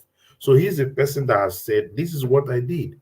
So what I'm trying to say is that all the political gladiators must be presenting things as to Nigerians so that we can see their character, their personalities. And I tell you, if that man has a lot of skeleton in a cupboard, like my brother here, I speak the truth, says, EFCC would have been on his neck long time ago, because that's how to take your political opponent out. You try and flush them out. But the truth is that he is not somebody that is attuned to this kind of things, because he lives a very simple life. So not saying you're I'm right, but let me just ask a quick question. No. Hold on 1 second, please. What I want to say is this. Let's no matter how we talk from now to tomorrow, in 2027, the same gladiators will be in the ring. That is a truth. And these gladiators are the people, including Showore, the Atikus, the Kwakwansos, and the Obis, and the current president will all be gladiators in 2027. The question is not about that. The question is not about mega structure. The question, and critical question, is the electoral laws and our judiciary. Have we done enough advocacy as citizens to push the needle so that we can be protected at the ballots? I don't think we have strength for it because of the level of poverty. The level of poverty in the land has been weaponized. So millions and millions of Nigerians are not thinking about elections. They're thinking about survival. And that means that the status quo is likely going to remain. Obi and all the guys will try to do what they can. Nigerians will try to do what they can. Questions will be asked again. Who do you want to lead in the next 4 years? But the truth is that in 4 years' time, will a Nigerian that has been beaten down economically, strangulated, like the president said, let the poor breathe, will the poor be able to even breathe enough to walk to the polls in 2027? That is a big conundrum that Nigeria has to answer. Sid, let me ask you. I'll come to you. I'll see him. Sid, yes, I highlighted something earlier, and this is what I highlight again, not this one. There was what I like. The citizen can push for amendments on their own. I'm going to pick Peter B out, not because I'm against him or this and before. I'm going to use him as an example, this present moment. He has a big platform. Okay. Recently, he went about Kano State, the North doing a borehole, Jackie Pumper, and all these things. Do you think if we focus on this change, I know you said PDP, I mean, Labour are doing something. If we push for this change among its citizens, I mean, its supporters, to push for these reforms through their constituents and preach this message, don't you think that will carry more weight, in your opinion? I think it will carry weight, definitely, because he has followership, especially, most of his online town meetings, which he has followership. So definitely he can push it. I think you need to understand how the dynamics of the election is. First of all, it's an election that his base feels that they No, want. we're not talking about the Wait, wait, election. wait, We're wait. talking about Understand where reforms. I'm going to. Listen to my Okay. trajectory. I said it's an election his base feel that they won, and they were saddened. So first of all, what he needed to do was to give them hope, assurances that all will be well. Now, we now move towards opposition, where he begins to oppose government policies that he feels are not right. And some of the policies the government has actually taken a step back because his movement has created that opposition. Can you mention Now, one policy that, can you mention, because I can give you two that has to do with this, has to do with the legislative and one. Remember when Tinubu wants to go to war with, is it Niger government? I mean, yeah. no, the legislators, they came together and they refused it. Two, this cyber security, I mean, cyber levy. Levy. They said the Yes, legislators yes, came together, they pushed back on it. yes, So you see yes. how powerful they are.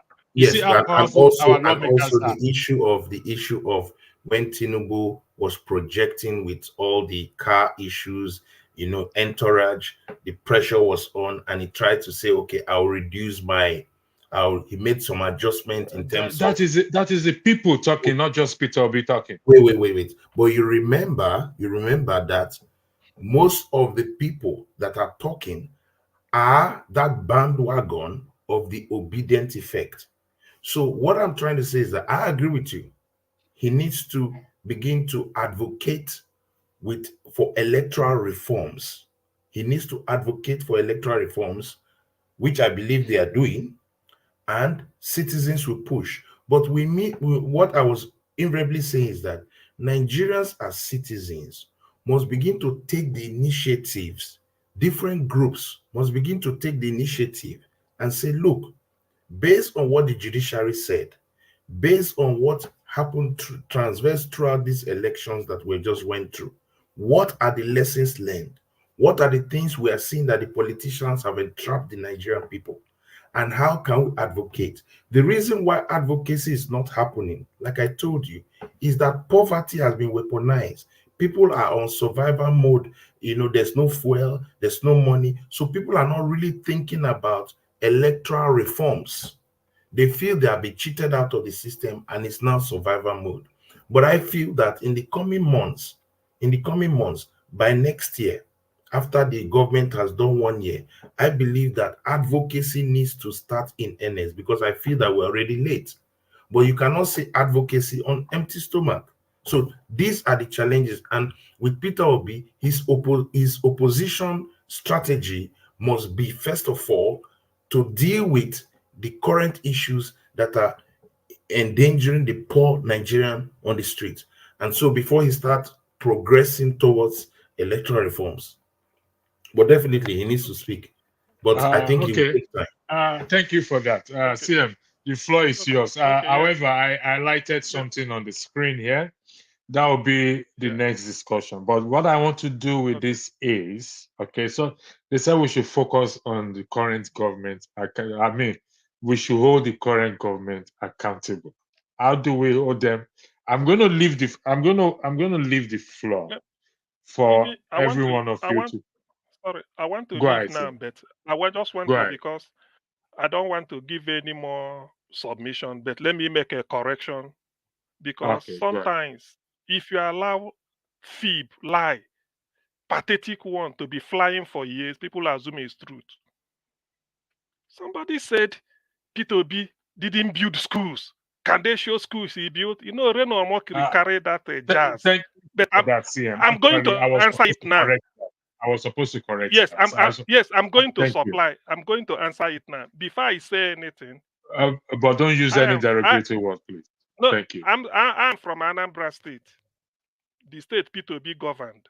I'm from a town called Ezinifite in Agwata local government, Anambra South Senatorial District of Anambra State. Because when they say school, that's why I said, you know, I don't know how some people were educated. People believe that school must be primary school. You clear a bush, you put blocks and build a primary school. Or you clear bush and then build a secondary school. When Peter Obi came to Anambra State, he said it's on tape. Peter Obi built the Igbarian campus of Chukwuemeka Odimegwu Ojukwu University. They used to have Uli campus, where former Governor Mbadinuju came from. When Peter Obi came, he sought and then built other faculties from the scratch. That is school. If that is not a school, because some people's definition, I don't know the type of elementary school they went to or nursery school. If that is not a school, another school I want to point is there's what they call medical school, a school where you train only doctors. Peter Obi built the College of Medicine of Chukwuemeka Odimegwu Ojukwu University at Oka, the state capital. Peter Obi built it from the scratch and built a teaching hospital to attach to it from the scratch. Electricity, please, if that is not school, is that a mosque? No, the records are there. Nobody can dispute. I'm coming. So that, because of why I'm saying this is not because of it, because of people listening to this on this platform. They will say people here are maybe morons. We are not. These are schools, 2 good schools. If this is not a school, can somebody tell me what they are? College of Medicine, Chukwuemeka Odimegwu Ojukwu University at Oka today in Anambra State, still existing, where they graduate MBBS students. And then the faculty, a whole campus of a big university. Igbariam is in the north, one campus. Another, that is Anambra North Senatorial District, Igbariam, that is where it is. Then the one called Uli is in the south. There are 2 different campuses of over 40 miles apart. Peter Obi built one from the scratch. Let me just give this to. I don't want to mention missionary schools, but the illiteracy in most people is that they keep dragging. Even Reno Omokri was taking $10,000. Hold on one second. No, you finish. Just give me 1 second. I speak the truth. Do you disagree with the fact, because you said he didn't build the school or was handed to him? Do you disagree with the fact that CM just highlighted? I mean, Two can play that game, so he don't have to give me proof. No. Yes. You asked me a question. Do you disagree with the fact? Because I disagree. He has to show me proof. Because I did say that he handed over government schools, to the best of my knowledge. I did say this, to the missionary schools. He handed them, government schools. He handed them back to the missionaries. I did say that, and he gave them money to refurbish them. So all these other things he's telling us, just like he wants proof, he's going to have to show me proof. Just simple as that. Okay, yeah. The proof is, yes, exactly. Yeah. Thank God. Can you direct him to where he can find it? The way I used to, I've given the thing is, when you take your flight, we are doing fast checking now, please. Yes, when you take just for people that will go there, when you take your flight, you land at probably Chinua Achebe International Airport at Umueri in Anambra State. You can take a cab. Tell the cab to carry you. CM, can you point him to where he can find it on the internet? You can't go there physically. Please, he should just give him a name. Where he can find it is Chukwuemeka, or yes. When you go on the internet, type Chukwuemeka Odimegwu Ojukwu University, Igbarian campus. Peter Obi built it.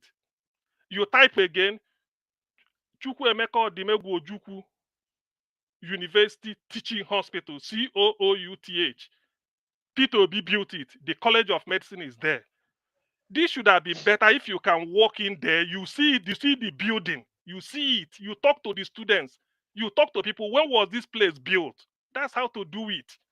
What I'm saying, Peter Obi said it, and nobody is doubting him. In fact, he said it one of his campaign. Nobody doubted him. It's only in platform you hear people, So if I say he built, it's something. It's a structure. It's not like it's not in the air. If it is not there, it's not there. But it is there.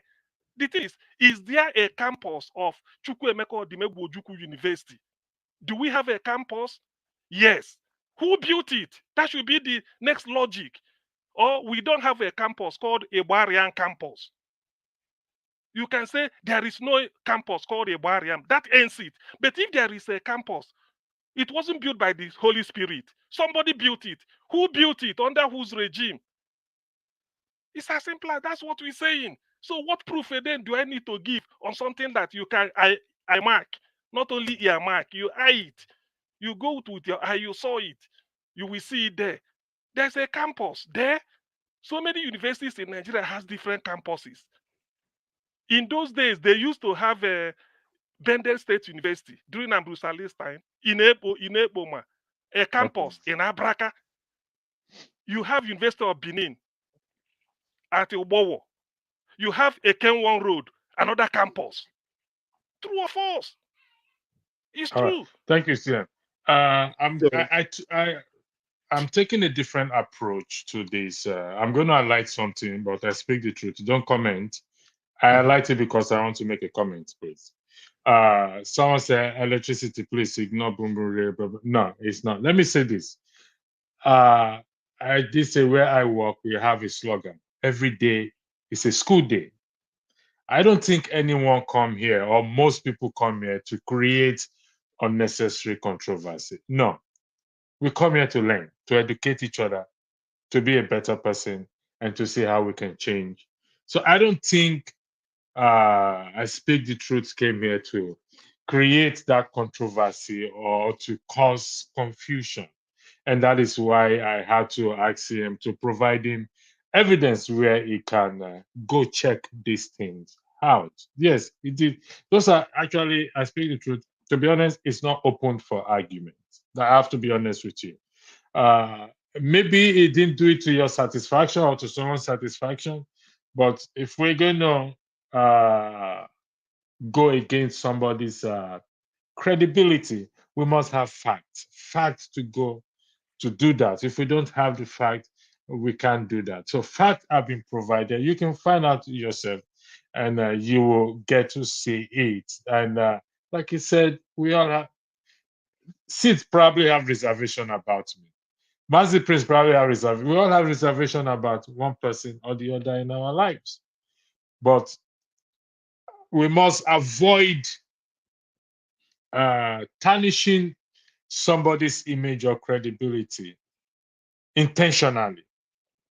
And where we are corrected, I'm not saying you do it, please. Where we are pointed at it, then we have to take that correction.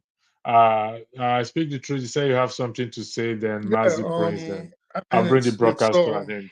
It's really hunky-dory and it's all fine and it's beautiful how he just focused on one thing. He just kept talking about the schools, forgetting willfully, obviously, that I brought up other points. He ignored the fact that Peter Obi now, did not conduct local government elections as governor. Refused to mention it. He refused to mention, even address the fact that I brought up that he could only increase Anambra's IGR in 8 years by just a little over $1 billion. Willfully ignored that and just focus on schools and focus on schools and focus on schools. But listen, what do you expect? The bar in Nigeria is so low. People, for whatever reason, and Nigerians, they'll play these games of, oh, I'm only going for him because he's not my brother, or I don't care about his religion, or I don't care about where he's from. Until we start holding these people accountable based on their actions, based on their performances, based on things they do or don't do in government and in carrying out governance, guess what? We're still gonna keep running around, complaining about the same thing, and these are the same kind of characters we're gonna keep having for eternity. Thank you, gentlemen. It's been a wonderful time being with you. It's 2 hours, 29 minutes, so I'm going to bring this broadcast to an end. There's a broadcast at 5 o'clock. Please come with your energy there. Mazi Prince, please come with your energy to that broadcast, please. I look forward to seeing you guys there. It'll be hosted by Chim and at show and the night crew, forefathers, those that fly in the night. Forefathers and his crew, I think they will take over. Where you will see Mazi Prince sleeping off after he's tired. Thank you, gentlemen, and have a lovely weekend, and God bless you.